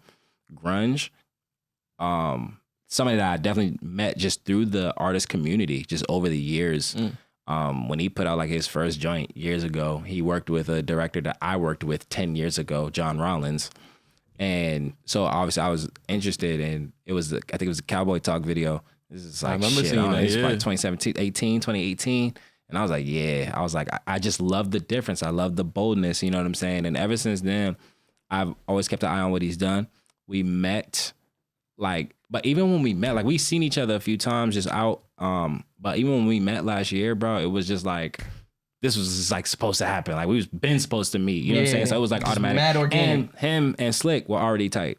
So you can already imagine that, like, Slick was already telling me, and he's also just tight with just like mad people that I'm close with. Like, so a lot of friends that I got that lived here that moved to LA. You know what I'm saying? Grunge was one of those people that was living out here. He moved to LA. So a lot of the friends, like, he became close with while out there. And they will always be telling me, like, yo, bro, you got to link with Grunge. Like, yo, you're such a cool dude. Y'all remind me of each other. Da, da, da, da. Just the creative, the hunger, the yearning to just be different. You know what I'm saying? And and then dude's just like a great fucking dude, bro. Like, when we linked up, like, my biggest thing with Grunge, I tell him, bro, is just like, I love his self-awareness, bro. You know what I'm saying? It's like, from coming from the world that you come from and to be so aware of yourself, bro, to help navigate how you move. He understands, like, the good and the bad about himself. I love somebody that just has that self-awareness, bro. He's a really good dude to talk to. Like, yeah, that's my dog. Shout out Grungy, bro. So yeah, family. That's the answer, bro, to that. Favorite acts? Like, yeah, people that you just checking, like, you genuinely fuck with what they doing. Oh, I mean, I'm about to answer the question too. We all about to answer the question? We've answered this question plenty of times, bro. I want to hear from him. Well, he like we haven't answered who. I think we did last week. When we were like, it was like anticipating. Yeah, it definitely changes. Like, who you fuck with and it the changes most, too, especially now. You know what I'm saying? Like, they listen to enough bad for the community, they gonna know. A year and a half ago was like hard. It's like, you know what I mean? There was only a few people to me that was like really like bringing a caliber that like I was really interested in. Yeah, but shit, sure. Now. No bullshit. Bro, it's real. It's so hard, bro. It's changing every week, bro. Like, it changes all the time, and there's so much content coming, so much music coming. I'm always gonna be tapped in, especially to niggas that I've known obviously for mad long. Like, I'm gonna be tapped in, like, with what like Latrell James, you know what I'm saying? I'm always tapped into what my man's got going on. And I just feel like it's an artist like him is motivational and inspiring, you know what I'm saying, for the things that he's doing. Yeah, it reflects on the artist community back here, bro. For sure. Sean Wire, we brought him up already. He's always gonna be one of my favorites. You know what I'm saying? Niggas know actually how much I fuck with Most High Kingdom. Period. Just like all of them, like just Sean, Najee, Milk. Like, I've worked with all of them. Sorrell. Me and Sorrell gonna get some shit in on my new album for real. But yeah, like, Most High is definitely some of my favorite people now. And there's a reason behind that too. Not just because they shit is lit. Sean, I told you, versatility, vulnerability, crazy. Milk, creativity. The dude is motherfucking smart, bro. Yeah. I love that, Milk be like literally filling up composition notebooks with his fucking rhymes. Even sometimes it's not even rhymes, bro. Like, this nigga is a nut, bro. Like, the dude, when he taps in, like when he fucking taps into that third wall, like past that third wall, Milk's a fucking nut, bro. Like, for real. Literally one of my favorite rappers. Najee, same. What I love about Najee is when we work together, there's a fucking magic, bro. It's some shit that's like, yo, God was like, yo, y'all, this needed to happen. There's a pressure that I think we bring to each other because, like, the hunger for rap and just lyrical ability and just like proving that, like, you that nigga, bro, like, it's just so apparent in the room. You know what I'm saying? And like, and Najee's long time, you know what I'm saying, creator as well. He's been around, and not just writing raps. Like this man writes records. Like this nigga is incredible. And there's a difference. Exactly. Like the nigga is really great. You know what I'm saying? Yeah, that nigga's a songwriter for all types of niggas. Bro. Exactly. It So sound like we there's a gotta pressure. get him at the table, guys. There's oh, absolutely. What? Because that nigga could tell you stories for days. He's been in a lot of rooms too. And so yeah, there's a pressure that I think that we give to each other that's just like really fucking just needed, bro, in this artist community. You know what I mean? We've all gotten better being in the same room, working together. You know what I'm saying? That's how it's supposed to be, though. Yo, Rebel Mafia. I don't know if y'all know Rebel Mafia. Hey, yo, all them, I gotta get in the studio with them ASAP, bro. I gotta get in the studio with them ASAP, bro. Heard you. From everybody. This is hard, yeah. From everybody to Brick, to Rugby. Super's hard. to Shay, to I need to link with everybody because everybody's incredible, bro. And I'm always for anything they drop, I'm on. Anything they drop, I'm bumping, bro. James, all of them. Rugby is hard, no bullshit. You know what I'm saying, Rugby- nigga? yeah, Like, Rugby's hard as fuck. and they are not playing. he dropped They like, yo, mixtape this is like how 2 I'm years rock. ago. That This shit is the fire. style that they rocking with, and like, nigga, they just owning it. You know what I'm saying? And I fuck with that shit. Moma, I seen him perform. Real rap I shit, sold. like obviously niggas know, Yeah, like he was fucking with that heavy, no bullshit. Yeah, bro. Which I one? hit that nigga. The performance at like that venue. I don't know where we was He at. performed too with Slick. Yeah, facts. Oh, And like the at open the pan, like top, the like windows and BU or shit. BC, I don't know whatever where the we shit was that at. was like around. That was downtown Boston. Would that have the In the jersey financial on? district. we was like I don't That know was like what my it is. birthday. That was my Tall ass birthday, building. nigga. He was literally wearing the Patriots jersey. That was my I remember birthday. that. Okay. That was and they literally my weren't birthday. even supposed to perform. They just really got on. Maybe Niggas hit me up that they were. day. They I definitely wasn't were. supposed They to. definitely were. I just don't think they're expecting all those people on stage. okay, because they got Yo, on stage. It and don't that matter, shit but it turned was a into different moment. type of- lit, It was though. a moment. Rebel Mafia hit the stage. They It was made a it that shit. moment. That's a fact. Yeah. Bro, I was like what for my birthday, bro? I was hyped as fuck, nigga. Like, Moment they finished, I I wasn't. want the Me was just like I was special guest for Slick, and like it was cool for me okay. because it's like do remember that. I love. Obviously, I'm gonna support my sister any chance I get, and two, it was my fucking birthday, so I was lit. I was the album had just dropped like a few days ago. Like I was in an energy, right? You know, I was in a space, so like Yeah, I was that was a ready. dope I night. was ready to go, and then just seeing them fucking on the stage that night. They had a was crazy. presence about them that Hey yo, Yeah, they man. killed that shit, Hey man. yo, mad talented artists on that stage. Don't want to take anything away from them, but that made me like, I gotta pay attention. Like I got no 100%. choice. Bro, everybody did. They hit the stage and like there was no spotlight, but it was like a spotlight slapped them, bro. Yeah. Like it was incredible, bro. This shit, I'm telling you, this shit is hard. Like choosing like these Rebel are all the people Rebel that I Mafia know is that definitely I'm some of my active. favorites. But these are just people that I'm actively listening to that Yeah. are like in my top 10 on my playlist right now. That's real. For locals. Obviously Bodie, you know, He's doing his Dunny. thing. You know, I just The whole you Feed know, the Family. The whole feed the bro. I bumped out every day, bro. Right. Shit's in my That shit's shuffle hard. right now. But it's the rap, it's the bars that I love, that I respect. It's that I connect. You know what I'm saying? But it's like, bro, I'm telling you, this is a hard one, bro. Like my man, my boy Muna just put out some crazy shit yesterday. He put out this song. It was called oh my god, I think it's called The Fifth Pick. It's like a dedication to Kevin Garnett. Bro, and the track was crazy, and KG showed love to it. The track was crazy as better hell. retire shit Sunday. You know what I'm Tomorrow. saying? Yeah. And like, so, dog, this shit hard, bro, to like talk about like who's my favorite, because But I I- literally bump, and these are niggas I bump like literally every day. Dion Chase, Avenue, like, Avenue's hard you know what I'm as saying? fuck. Shout out Come on, Avenue bro. too, no Come bullshit. on, gang. What we talking That's about? another good problem to have. It's That means another that one we- with Av is like, he's another one. It's just like that conversation, like we don't need like that. He's solidified, bro. We don't need that conversation. Now let me ask you something. You see yourself being in Boston for the next 3 years? You see yourself still being like in Boston? residing here? Yeah. Probably not. You don't think so? No. Because we've had discussions, plenty of discussions. It's just like when they take it to the next level. Do you and can you take it to the next level while you still in Boston? Yes, I think it's absolutely possible. Have we seen it? Yeah. In recent years. When I was gonna say not in recent years, but we've seen it before. when? I feel like the way I look at it depends on what you mean by big or what you mean by making it. Well, whatever it is that you So feel who's the that example you're define gonna this bring? So I'm question. thinking about Oompa. You feel me? I feel like Oompa's hard. And like when I think about like someone who's like breaking through that ceiling while still like remaining in the city, that's what I think about first. I also think about like, I Oompa, guess it's another like- one of the I most think it's talented like low. I think artists it's like levels around. to it. Period. you know what I mean? Yeah, it's definitely levels to it. I'm trying to think. I was like, I don't, Because, I like, don't know about 'cause if we're LeBron's talking about- history. you You know, also I think don't about know. Van Buren. Most of them niggas still live in Brockton too. Y'all niggas from Brockton, that's a so I feel fact. like that would have been the first thing you said. I feel That's what I like, thought of. but I just feel like you were looking for you're talking about a different caliber. You're trying to get to superstardom. You know what I mean? Do we have any superstars? Trying to be one of the greatest of all time. Then that doesn't happen. That hasn't happened here at all. Then No. since like Donna Summer and since fucking 100. like New Edition. So that's why I'm asking. Does he feel like eventually, you know? He asked if I feel like it could be done here. I think there's like you ever watch like Drake's Come Up story? Yeah. It's pretty interesting. And it was, but I didn't even know that was you said no name content.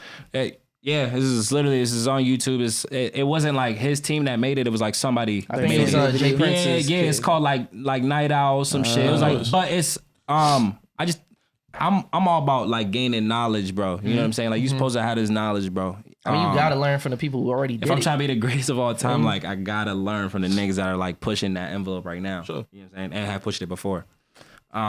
So Michael Jackson, one of his biggest lines is study the greats and become greater, bro. That's a fact. Literally. And I apply that every day. That's why I say student of the game. You gotta be a student of the game of this shit. You see how much like I think it's undeniable what Drake has done for Toronto, right? But like before, Is it, Nate? No, But he didn't state it. I feel you. Nah, Did I ever say that it wasn't? No, I'm just joking. Usually the Drake haters, so I'm just poking fun, bro. But and to me, the conversation, like, and what niggas gotta understand when I'm having a conversation, especially about artistry, it doesn't matter if you love or hate the artist. impact, Period. yeah. I'm just literally, I'm deny speaking that. all factual, statistical, actual fucking impact. That is what I'm speaking. Like, Yeah, nah, always. for sure. And, you don't like. You shouldn't even be able to tell if I like the artist or not. I'm just Toronto- speaking like the actual Toronto facts. owes You know him what 10 I'm saying? times over for Subjectively. like his contributions. But even then, Like you're bringing up though, like he was in Houston at some point. Yeah, he he was had in to go to Atlanta at some Houston, point. You feel you me? know? Like he was in His different come places. up, bro. He MySpace. traveled around, bro. He was traveling around, bro. Nigga went from New York to Virginia to Houston to California and then stayed in Cali for mad years. Then went to Miami when he was like starting to blow up. And then he brought it back to Toronto. yeah, But like, you know, it wasn't really a time when he wasn't repping Toronto. It was always- But it wasn't until he went back home, like when he went back to Toronto to reside, when he started like doing this sick shit and yeah. you know what I'm saying, and like putting his niggas on, like the niggas he grew up with. You know what I'm saying? Like other than, you know, obviously more Canadian artists had opportunities just through that time period. You Just know what I'm 'cause the saying? doors opened up. 100, you know, but like, so I kind of look at that as a yeah, and I don't want to say a blueprint, but it is a way. You know what I'm saying? And not only does that just like help with your artistry and being in different rooms, like I keep saying, like that is just an important thing. Like you need to be in different fucking rooms. How are niggas gonna know who the fuck you is? It can't just be on the Twitter, on the gram, nigga. I need to be there. Bro, the reason why niggas know me here, it ain't because of the gram, it ain't because of the fucking Twitter. Nigga, you can literally go outside and ask about me, bro. Hey, what Like, you say, nigga? Shit get hyped the next day. Everybody that known gone. It's like you died. But if you real life hot shit is alright, bro. Exactly. If you real life hot, real life cool, nigga, real life fly, shit is okay, bro. So I'm saying none of that shit bad for the matters. community to the streets, nigga. For real though. Fuck the internet. But we outside tonight. Make stuff sound so corny. Well, we outside tonight.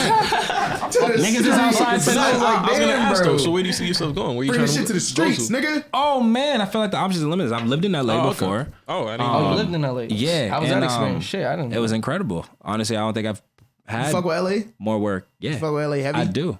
I don't do. fuck with Did LA. you go to Well, LA you like know, to me, knowing? you're not gonna Smells fuck with LA.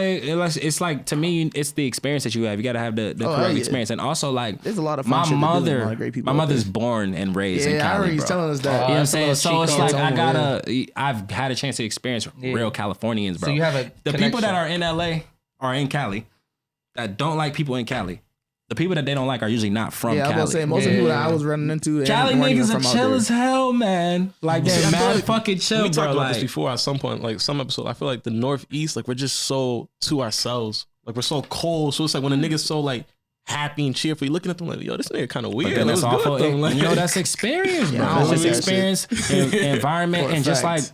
even little things, not little things that we're talking about, like having something or someone that you could be like, all right, yo, bro, they're from my area. They did this, that, and the third. It's like it gives you some like a sense of pride to like represent. You know what I'm saying? And I'm really trying to bring that, like even from back in the day, just like the Boss City shit.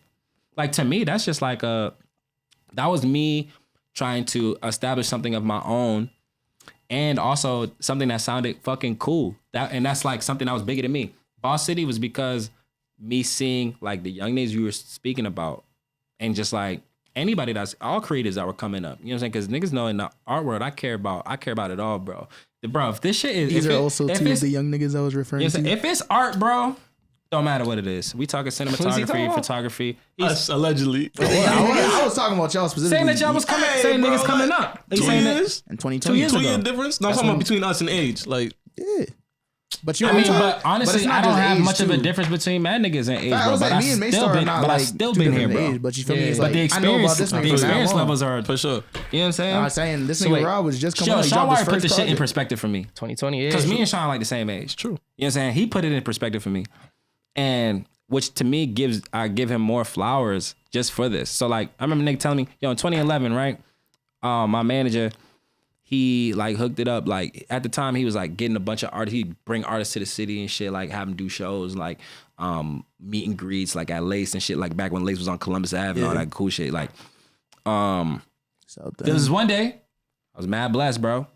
I was able to hang out with Kendrick Lamar for a whole day. Oh shit! It's me, my manager. This is when Kendrick had dropped OD, and he was You about. should He have was started the about. pod. Yo, let me tell you all this about this time. Oh, I told you I got mad stories, bro. I got stories that'll blow your fucking mind, bro. That's crazy. Like industry stories, nigga. Like from shit like this to, like I said, touring with Los to being on a tour bus writing for Kid Cudi, like that type of shit. So like, was your time in LA concurrent with the time that you met Kendrick? Nah, bro. no, He was here. No, I was here. This is 2011. he said- This is yeah. 2011. 2011. Yeah. So this is good kid, man. City Kendrick. No. No, not he yet. just said. I said Okay. he just dropped Overly overly dedicated. Okay, yeah, okay, He was about 2 months from dropping Section 80. Kendrick, he just like disappeared. He was about 2 months from dropping Section 80. So me, now the day I meet Kendrick, you know, my manager is the one that tell me about him. Like, yo, we about to go see Kendrick Lamar. I'm gonna do an interview with him. We're gonna take him to the Lace. Were you hip at that time? Like who he was? I was not hip. Yeah, because it's only over. So Yeah, another cool thing about me that I think is blessed about seeing Kendrick for the first time I ever seen him, heard his music, anything, was live. And I think that's fly. crazy, yeah. He performed at Millie's downstairs. Shit was incredible. Seen a nigga come out to the Heart Part 2. He came out to that shit. That's dope. Inspired the fuck out of me. That's Like, a moment in time. So yeah, I did Mayday 2020. You need to do your homework. There's a project, that's a sequel. Yeah, I have a Mayday project called 2012. Mayday 2012. And like the second track on there, I did a version to the Heart called Heart to Heart. It was inspired off of that moment. Watching that nigga Kendrick walk out on the stage, this little short ass nigga with a fucking I'm nappy about to say, face. is he as short as he And looks? this nigga, what? Yeah, he's like 5'4", 5'5". Yeah, He's mad he's short. pretty short, And the yeah. nigga put his fist in the air, boom, and the fucking all the beat stopped. And then, however, I can't remember how he starts that song because like I have my version now, so I only got my shit in my head. Yo, but like, yeah, whatever the fuck he said, yo, some freestyle or write down, whatever the fuck this nigga said, he just like put his fist up, dropped the whole beat, and he started spinning right there. Yo, my eyes lit up. I was like, this nigga was crazy. And I watched that entire show from top to bottom. I was like, all right, this nigga Kendrick's motherfucking crazy, bro. I was like, this nigga's OD. So, what was the original question? Why are we talking about Kendrick right now? Oh, we don't have to. That was just I crazy. just asked you if you But fuck with LA. How you start Yeah, talking how about did it? that come up? I'm like, yo, hold up. How did this? Because the main question I was Fuck, going to we ask talking about K-Dot. Nigga ain't even dropping. Nah. My main question was going to be like, you was in LA. Usually that's like the final destination. So what brought you back to Boston? Production. Yeah. They didn't send you beats? I didn't like that. I didn't like that. You know it's not the same. Yeah. You asked me earlier how involved I am in the production, bro. You know what I'm saying? Like, I gotta be there, bro, to be hands-on. You know what I'm saying? And like, also just like my engineer too, Tag, like he was back here, like it was a lot, bro. It was crazy. Like So wait, trying what to make motivated something the to move to inspire LA? home. I had a work opportunity. Okay. I wrote this mixtape for an artist. He was about to start working on a mixtape, and he was like, and I was So he's ghostwriting for him. Yeah. That's dope. What's it like being a ghostwriter? Shit. At that age, fresh out of high school, being a ghostwriter, living in LA was incredible. I could imagine. Nigga. Would you be able to like swallow that pride and just be a ghostwriter forever? And but even if it meant like success, if your name's not My attached calling to it. is already been called, bro. God already told me I'm not gonna go against his will and his plan. I hear you. I'm here to be one of the greatest of all time. So let me ask you- niggas, I gotta be seen. I'm on the stage, bro. I'm gonna ask you, but I already know the answer. Just knowing how determined you are with this shit. But with how long you've been doing it, is there ever a moment in time where you think like, when does this shit have to work before I gotta like rethink what I'm doing? At any point. I don't think I'd be an artist if I didn't have those thoughts. You know what I'm saying? I knew the answer before. But the thing is like how you respond to situations in life is the most important thing. Mm-hmm. So even in that, like when I have that feeling, it's like, all right, word, how am I gonna respond to that? Bro, I'm gonna fuel it into my next thing. Yeah. And I'm gonna prove to myself why the fuck I'm doing this. And that's important. Sometimes that's what has to happen, bro. I hear you. Like you gotta sit yourself up and be like, all right, bro, do this shit, and like, and then I'll try something too that I just haven't done. You know what I'm saying? One thing I'm trying to like right now, just actively that I'm trying to start doing is like slower records, which was cool. I love that, like that song that we did, and it was like a slower beat. You know what I'm saying? But still, I couldn't help but like my Speed it up. You know what I'm saying? The flow was still a little fast, so I'm trying to like actively work on like slower records. That's what I love from you. That's why less is more. Rap shit like that. When you're able to get into that, because it's a pressure too. Because I'm like, all right, doing the fast records are like almost becoming numb and like easy. You know what I'm saying? But it's like, nah, doing this, I'm trying to explain this shit in a different way. It's like I kind of feel like I'm almost like at that Nas point where like Nas is so good at storytelling because he figured out his way of how to tell the story, and that's how he tells it every time. Anytime you hear Nas telling a story, it's like so fucking vivid, like, and it's like the same way, the way he be like, you know, doing his rhyme schemes and like how he'll inflict his voice on certain parts and shit like that. It's like be the same. Yeah. But so I'm like trying to figure out new ways, like how can I like tell this same story but in a new way. You know what I'm saying? And like when you're doing something from like fast to slow and you working something from like triplet to just like you know, just single time, it's like that's a hard thing, bro. It's like it's not a hard thing. Focus is on but what it's you're saying a lot 100. more. Exactly. Yeah. I mean, and to me, the words always mean everything. The words mean everything. Of course, but you can get away with when you're doing the triplets. Now it's more about the vibe than necessarily what you're saying. Star don't care about that. I'm here for the lyrics, bro. If you out here doing triplets and you just vibing, then like more power to you. But like, it's most niggas. That's not. It's a rare group of people who still like push that lyricism. It's apparent, bro, when you hear my shit, triplet or not, nigga. There's substance, bro. I got something to say, bro. You know what I'm saying? Like, so it's like. And like I said, the experience, bro, even this conversation is influencing. You know what I'm saying? It's influencing like the next record. Like I relay everything back to the music. I think that's another reason why I succeed. Everything gets relayed back to music. Every conversation, every situation, every high point, every low point, you relay it back to the music, bro. I think that's just the best. That's just the way I communicate, bro. Yeah, how vulnerable you are in the records, like. And I'm trying to get more vulnerable. Even you speaking about and correct me if I'm wrong. Is it your father? Is it your mother? I spoke about mom and dad on the rap show. Diabetes. I was saying how like during the pandemic, like my mom had found out like she had got diabetes and my dad's had diabetes my entire life. You know what I'm saying? So it was just like, a big realization once they both got it. It's like, all right, shit, now I gotta like, watch what I'm eating. Gotta watch what I'm eating and I gotta watch out for myself. Because if I'm trying to be the greatest of all time, nigga, I gotta be taking care of myself. Gotta live for a long time. I always relate it back to that. Everything relates back to the end goal, bro. You know what I'm saying? All right, so now let me not say fuck the music. But I want to transition to like you, the person. You feel me? Like sure. You talked about way earlier how, living life and just taking care of taking care of you and what you got going on is just as important as making the music and the art. They go hand in hand. So what is your day-to-day looking like? Like what do you do? Like what do people not know from the music? Shit. I guess. Well, I mean, we're talking about like fuck the music. I feel like every day I wake up and it's just like I just start actively working. So let me not say fuck. You know what I'm saying? Usually I'm on the phones a lot in the morning, like checking in with HBZ because we're always working on something. Yeah. Like currently right now I got 3 different cinematographers, 3 different videos that I'm working on. You know what I'm saying? That like we've shot, so we're like actively editing them right now. So that's like all right. So that's like every day. That's a call right there. A couple more just business opportunities that has happened for HBZ and I. Make sure you're talking about. So a couple more like business opportunities that's like has happened for HBZ and I, like, so that creates like introduction calls. So like we're like meeting like agents and like just figures that are just helping us and like certain. I don't want to speak too much on like the shit that we're doing, but like it's definitely upper. And And shout out HBZ, bro, because I feel like he's just been like in a bag too with just like keeping that in the back of his mind. With HBZ, he doesn't just work with me. He works, or just in music, like with music videos. He does real estate, he does weddings, I'm saying, brands. Oh, he into the bag. He really gets to it. So it's like he's always he's in a lot of different rooms with a lot of different people. And once they look at his page, and it's a lot of my work, they get to asking. So that's gotten a lot of introductions for me in the last few months. I do storyboarding a lot. I'm usually always storyboarding for the next video. That's always mad important to me.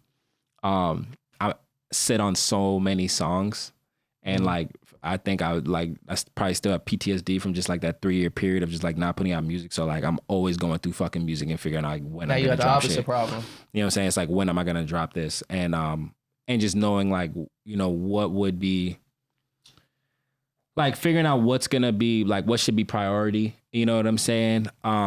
Because some songs like I want to keep working on, like literally, shit. Like I literally want to keep building on like the production. I'm like, all right, this is fire, but I know I can make this like 3D. You know what I'm saying? Which is like big for me right now. Like I'm just not trying to be. And this is how I worked when I was working in that 4-year period. Like I was just not done with records until they were fucking done, bro. Like I would work on them for weeks, bro. It didn't matter until I felt like the shit was absolutely fucking done. You know what I'm saying? Like I don't like spaces. I don't like, damn, I wish I said this here. I wish I added this here. I wish I added this fucking kick here. I wish I added like a playful 808 pattern right here. Like I hate that type of shit because it haunts me. Though? Because you might still feel like that even after. Nah, you don't feel like that. If you put in the correct time, you know what I'm saying. I'm not like forcing it. You know what I'm saying? Like, and I'm also not. Dr. J would I'm not agree. forcing it. I mean, I'm not doing power how many times over. That's just like, to me, that's just like OD perfectionist shit.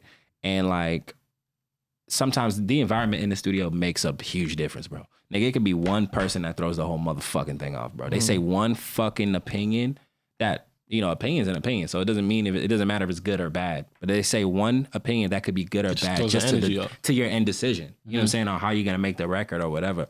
At the end of the day, like, for the most part, bro, like, a lot of artists, especially if we're talking about on a caliber of like Kanye and Dre, people that like, I won't say Dre, I said like Ye, more so, especially in the times of his prime where he was like writing these big records and shit like that.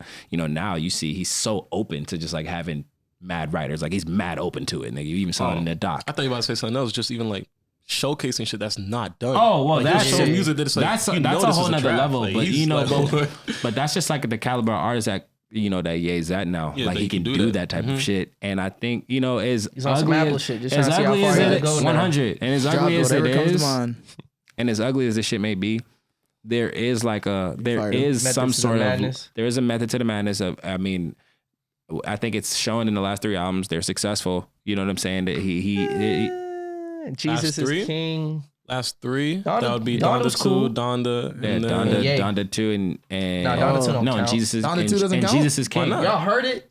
Y'all heard the full version as it's supposed to be? There's no body of work. Yeah, it's not fully out. It's not even. Yeah, it's not even done. When it really is like, but when it really drops, bro, you don't think it's gonna do numbers? No, I'm sure it will. Yeah, you're insane, Nate. Well, you're bugged. It's not because he's not releasing it. Well, yeah, that's the issue. It can't do numbers. It can't do numbers. Technicality. That's not so technicality. But it's making money. No, that is a technicality. It's making money. So that is a technicality. But it's not a technicality. No, I'm not saying that to say because it's a technicality. It was literally just some words that's in a contract with these streaming services. It's like you can't. They're putting the stem player as merch. Like you can't sell the album the whole as Travis merch. Scott shit, Ariana Grande, and it's like now he's they're like, we're not doing that no more. You know what I'm saying? Because people made it's only a because big deal. Like if he was People like Nicki Minaj who are usually consistently successful were upset when she went up against, what was it, Astroworld? Yeah. Oh no, Cardi B. Was it Cardi B? And Nicki? No, it was Nicki and Astroworld. It was Nicki that was mad. Okay, you know what I'm saying? And like I said, because you think media services would have cared if Cardi B was upset at that time? No, I'm hooked. And I don't think they would have cared like that. I can see where she's coming from. That change makes sense. But yeah, as far as like Donda 2 goes though, like even if it was gonna do that, I feel like it was gonna do numbers, bro. I feel like it still wouldn't have done numbers because like 100,000 easily, bro. It was gonna do numbers. Sure, it was gonna do more than that. He's one of the biggest artists in the world. I'm talking about is it gonna do comparable numbers? Is it gonna do comparable numbers? What do you mean? It's gonna do 2 or 3. I mean, to his last 2 projects. Is it gonna do 200-300? If we're not including Jesus' Kingdom, we're including Ye. Is it gonna do comparable numbers? Well, why are we? Wait, I'm confused. So why are we like skipping over Jesus' King and like going to Ye? I'm only saying that because he's trying to skip it. Yeah, he's. I don't know why I you didn't try trying to skip it. I He said, didn't yeah. include. I just said his last 3 projects. I was just. No, but I mean, then when Donda he 2, said Jesus Donda 1, King, Jesus he said, King. Jesus King is more recent than yeah. Yeah. No. He said last 3 projects. Word. And I didn't Donda consider 2. Donda 2. So I said, yeah. I feel it. Jesus is King, Donda. That makes That's where sense. I was coming from. That makes sense. So then, yeah, none of them. Then only Donda has done like Kanye numbers. Jesus That's King right. did well. It didn't do Kanye numbers. It did like 2 songs. Wait, but don't let the It's not first week Kanye fool numbers. you, bro. For everyone's gonna tune in first week just to see what it's on. But what's the 100. second week numbers look like? What's the Yeah, third got week the numbers noms. look like? You see like how real music stays Yeah, around. he's wilding. 2014 Forest Facts. Hills Drive, Most streamed Drake artists right now. albums, I mean, Kendrick yeah, like, albums, Good bugged. Kid, Mad City is The still video on the we was fucking just looking charts, at, bro. Kendrick shit did only a couple hundred less than Kanye's. Most, what was it, Donda, for like whatever week we're on right now. Yeah. Like it was right under it. It's like, bro, that shit came out in 2013.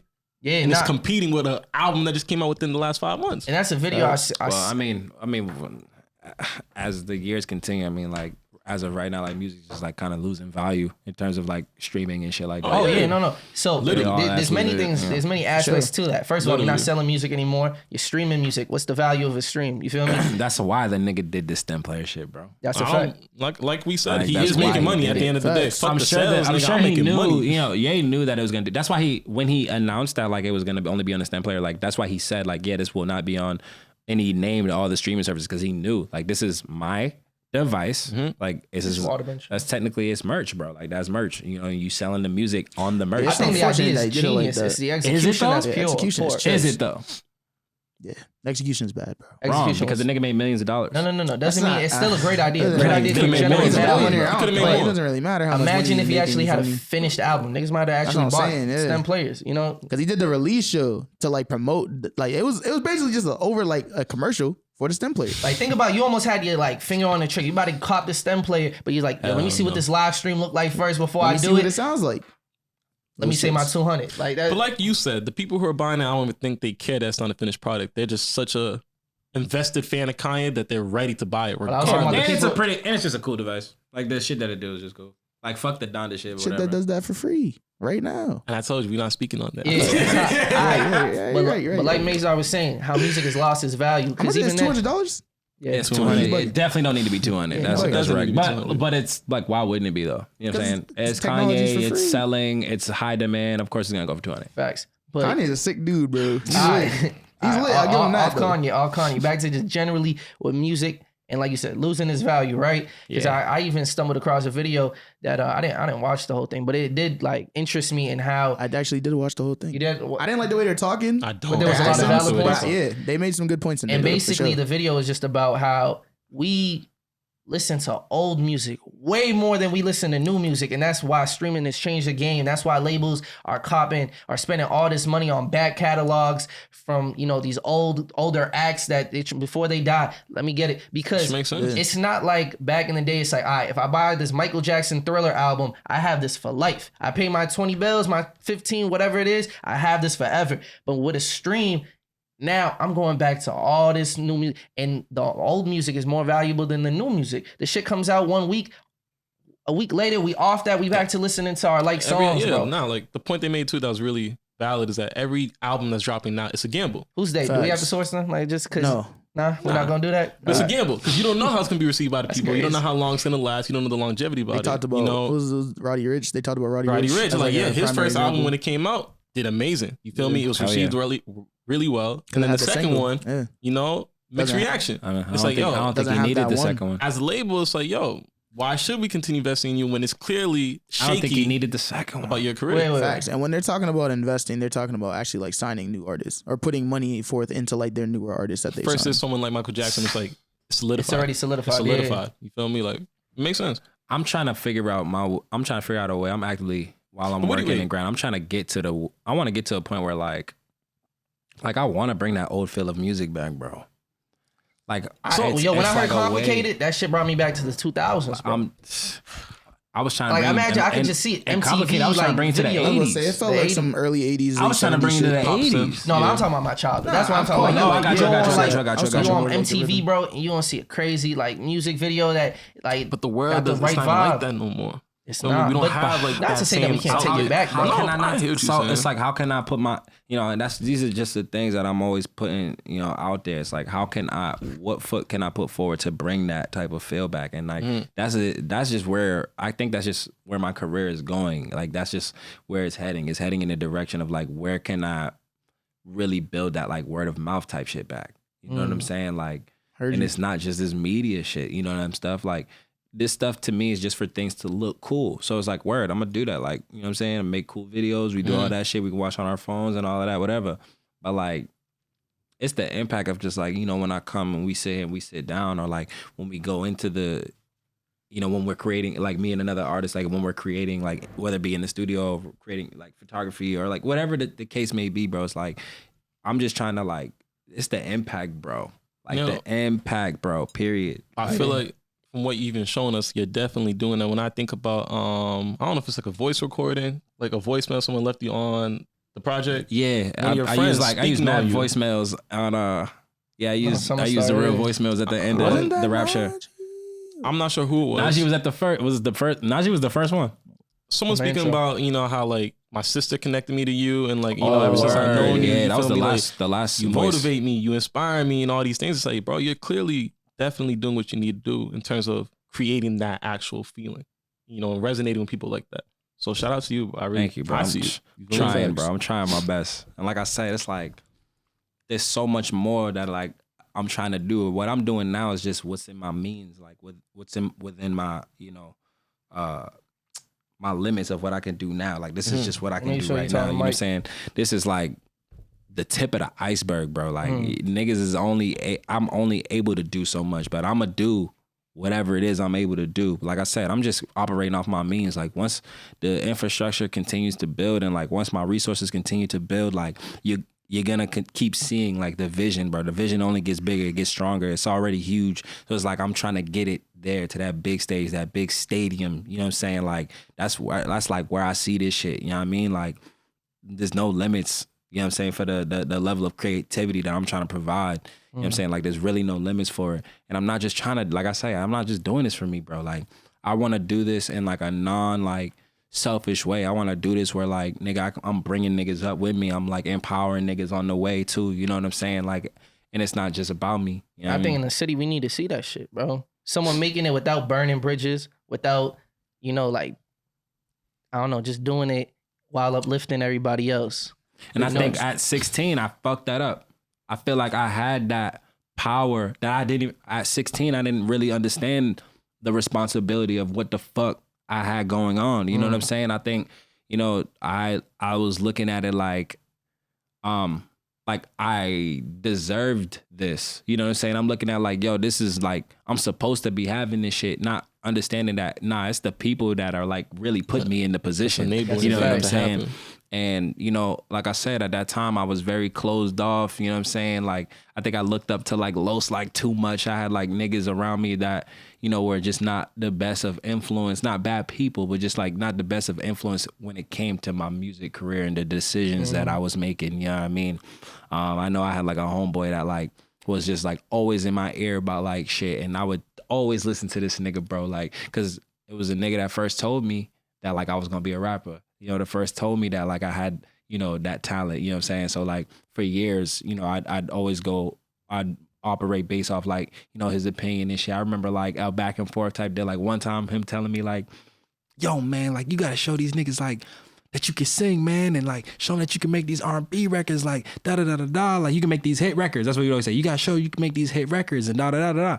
So I remember like putting in that focus and just like making all these hit records, right? And then like, who knows? Like Kendrick probably dropped like To Pimp a Butterfly or some more shit like that. And then this nigga like calls me up. He's like, yo, nigga, you got to get back on this rap shit, man. How you going to get that legend, bro? Yeah. How you going to get to the legendary status if you ain't rapping? So it's like a ping pong effect that's like going on in my mind. Taking too much in from other people. 100%, bro. And that was another thing with Supermoon 2 is like, what goes back to me saying like taking my power back, bro. Like really just being like, yo, nigga, I'm Star. I can make these decisions. I got these visions, and like I gotta do what it is that I gotta do to make these shits happen, bro. You know what I'm saying, for myself, and like not listening to all these like outside opinions that like really are just kind of fucking me up. That's right. And I mean, even big ass influence, bro, or just someone that we see. We talk about this nigga all the time, bro. Kanye, bro. Why? Because he's synonymous with literally just doing him. As crazy as it seems, as much as we be like, yo, this nigga wildin', Yeah, it do be wild. We still respect the fuck out of the fact that he's gonna do him It's every brave. time. It's brave, bro. That's some brave ass shit, bro. And as an artist, bro, it can be hard sometimes to be especially brave, as nigga. an artist, because what the you're fuck, a little we're bit more in front of the a huge mass of public people. opinion. Whether if you're here locally, okay, nigga, you gonna get judged locally, bro. If you on a national scale, you gonna get judged nationally. You on an international scale, you gonna get judged internationally, bro. And like everybody's fucking journey and mind is so different. And like how we receive things too. You know what I'm saying? People say one thing, you like, yo, nigga, what the fuck did you mean by that? You know what I'm saying? And it really be fucking you up. You know what I'm saying? And I'm kind of just like kind of above that type of shit. Like I think I'm just so used to knowing like this is life, nigga. Niggas are gonna talk. Niggas gonna chat. Bitches is gonna chat. Say that. They have opinions. Like, I don't give a fuck about none of that shit, bro. Like, you know what I mean? Like, I just know my intention. I know my end goal. And I'm just, like, staying on with that. All the other shit, I don't want to ever have to over-explain myself in those situations, bro. I'm done with that type of shit. Like, I'm not big on, like, arguing with folk like that. Because what the fuck is the point? What am I arguing with you for, bro? Like, I'm trying to be the greatest of all time, nigga. What is we talking about here, bro? Like, another big thing is like, you know me, like I feel like everything in this life is limited, bro. Our days, our time, our breath, you know what I'm saying? Everything is limited, bro. So I'm not about to waste that shit on like nothing that's not benefiting me, bro. I'm not gonna waste that shit on being out here like being like not living in integrity and lying and all that bullshit. I don't be capping, bro. Everything is real that you hear from me, bro. It's like, right off. It's I got right a problem. off. I look for a solution to media. I was like, oh, so I see what type of time you're moving. That's all off like, experience, just bro. time doing that's anything off else. experience. You know what I'm saying? Like, nigga, I've seen it. I know this life shit is short, bro. I've seen it like firsthand. So it's like I got to get it now, bro, and I'm going to. You know what I'm saying? That's just like where I'm at. I want niggas when they start walking down the street or whatever, like, oh shit, that's that nigga that get to it. Oh, that's that nigga that be putting in this much work, like blase blah. Niggas just understand. You know what I mean? I think the reality is for the people that are watching, they seeing that. They can hear that. And the reality is it's a networking. This is the first time we ever linked up, had a discussion, be able to speak. And we got the same types of mindsets over here too. You 100. Know, that's how we feel. So it's just great having you here and being able to tell your story. That's bigger than everything. That's what this platform about. Man. You know what I mean? Being able to highlight your journey, because we just starting and you've been doing this shit. You know, so any way that we could learn and pick your brain and see, you know, now we got that resource. Now we got that connection. You know, of course, bro. And you gonna be back up here, bro. Of you gonna have a story. You gonna have more stories to tell. 100. We can't even get to all that shit. We still experiencing, bro. Day by day, you putting a foot forward. Like shit's still happening, and it's like now shit flips, bro. It's like nigga, don't even matter. Like y'all just starting, bro. But there's still like we gonna stay connected. We gonna keep having conversations, bro, because it don't matter, bro. Like how long sometimes it's just shit that I've learned in the last couple of years. It don't matter, bro. You get influenced and motivated and inspired off it. Don't fucking matter, bro. Like I will learn shit from y'all. You know what I'm saying? Just having conversation. You know what I'm saying? This shit I've learned just in this conversation today. I look forward to learning more shit from y'all. You know what I'm saying? That's gonna help me. That's gonna help me. Help y'all. Help me. Help the community, bro. You know what I'm saying? It's like that's just like to me the cycle. It's simple math to me, nigga. You know what I'm saying? Like all of this shit is simple fucking math, bro. You just have good intent. You know, if you hungry, you know what I mean? Like let's fucking get it, bro. Like what are we waiting on, man? Like greatness is really out here. Life is short, bro. And I'm not limiting myself to shit, B. I said I'm gonna be the greatest of all time. That's happening, bro. That's right. That's happening. You know what I'm saying? I tell niggas now, you want like whatever it is I have now, like knowledge or what I'm continuing to experience, like, yo, we can do this shit together. Like, we can do this shit together, my nigga. Yeah, and like you said, bro, just I think the most beautiful shit about the things that artists do is just how they motivate the next act. You feel me? Like none of us are sitting in this chair if we didn't have people that influenced us or gave us a feeling that made us feel like, yo, he made me feel, or she made me feel like this. I want to replicate that. Facts. You know the artists that come to mind when you think like, this is what I do it for. Because that feeling that they gave me type shit. And I'm trying to recreate that. Hell yeah, nigga. You know? See Giannis talking to Allen Iverson. Y'all seen that video? Yeah. Bro, that was a little clip. That was fucking lit, bro. That was fucking lit, bro. Nigga gave him his flowers, nigga. Like, facts. Yo, you the reason. Oh, where are you fucking me? Well, you the reason I do this shit, nigga. So you get all that. What the fuck, nigga? I know AI's heard that a million times since he's retired, but like, that's to me, that's huge, bro. You know, to me, it's how like they do AI now. How they really like. I feel like they treat him so well. Yeah, that sounds Now, wild to me. yeah, now. It was way now, more. They weren't doing that before. Yeah, though. that nigga was homeless. I don't know. That nigga was asking for fucking money outside the Walmart. You don't remember that shit? You sure that was AI? I don't remember this happening. Bubba Chuck? Yeah, because the NBA does a great job of erasing that shit. They was doing that nigga dirty as fuck, Delonte bro. West. I know Delonte went through some things. I didn't know AI. I don't remember AI. I'll show you after. I know AI was in the club. I gotta see that shit. He was doing that nigga dirty. Maybe some debt and shit. Because I gotta talk to my dad if that really happened. The NBA is on. Because my dad and AI are like tight, nigga. Yeah. So I'm about to be like, yo, dad, was AI homeless, nigga? You didn't help this nigga? I'm about to come for my pops, nigga. You didn't help this nigga. That's a fuzz. They was both signed to Reebok at the same time. I see AI all the time, bro. My pops would go pull up to Reebok headquarters. My pops, yeah. You want to elaborate on that? Yeah, bro. That shit by, bro. Oh, okay. Well, the shit with my dad, nigga, like, cause you said he had a radio. Yeah, so he was on WILD, but like my dad was a sports broadcaster. You know what I'm saying? Like that was I peeped that. He started back in like 1981. Like any big major event, like my dad was covering that shit. Every Super Bowl, every All-Star game since then, he was literally there. All these cool moments that we talk about, these dunk contests. When Jordan scored 63 on us, like my dad was in the building, nigga. You know what I'm saying? Basically stole So let me ask you, wait, before you continue, right? Isn't he? Nah, I don't do that. Between Jordan and LeBron, your father literally seen Jordan live. Like he could see, 100%. like, you know, he my dad. I'm pretty sure his first interview was with MJ, bro. If I'm not mistaken, bro. And pretty sure in 1981. So that's like right after MJ, like just. So we gonna interview him next. He gonna be on Basketball. Bro, that would be a wild interview, bro. It would be because that nigga know everybody. We'll get the both of y'all. What we talking about? Free 106 in Park, like real mad lit, mad close to the fam. Like her first job, bro. She was my dad's intern, bro. That's fire. Crazy. You know what I'm saying? It's like free mad lit, bro. Like her energy is like next level. She still showed that love. You know what I'm saying? Like still showing that love. So you're not. So who does your pops pick? Is he saying Jordan? Is he saying LeBron at the one? Like that's the GOAT. I haven't asked him in recent times. I would think, and it's hard for me to say. I would think like maybe a few years ago, my dad definitely would have said Jordan. Wow. But I need to ask, I gotta ask where he's at with it now because you know LeBron's in year Cleveland 19, bro. LeBron's like still playing. he's still playing. He's in year 19. Like he's wilding. Nah, and it's solidified. I mean, that came after that. That came after. What, the Lakers champion the bubble, nigga? Yeah, she was like, definitely not that one. It was When the Cavs came back, it's like, there's no way you can't say this nigga's not the greatest, bro.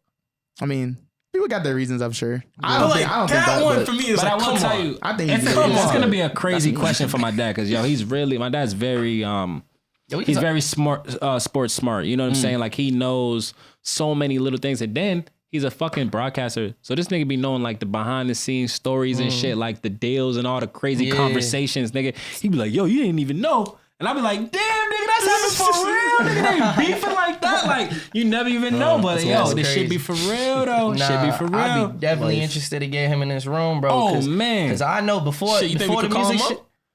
Hell yeah. Shit. Ask him LeBron Jordan. Yeah, real quick, like, who you think? Jordan LeBron? Oh, shit, nigga. He gonna be like Kobe. He said Kobe. Nah, bro. He's gonna give you like this long overbearing like explanation. Like it's gonna go crazy, bro. It'll start off with like, well, first of all, I'm like, all right, dad, come on, my nigga. You know what I'm saying? Hey, I appreciate you coming through, bro. Appreciate you for having me. And we gonna have you back here.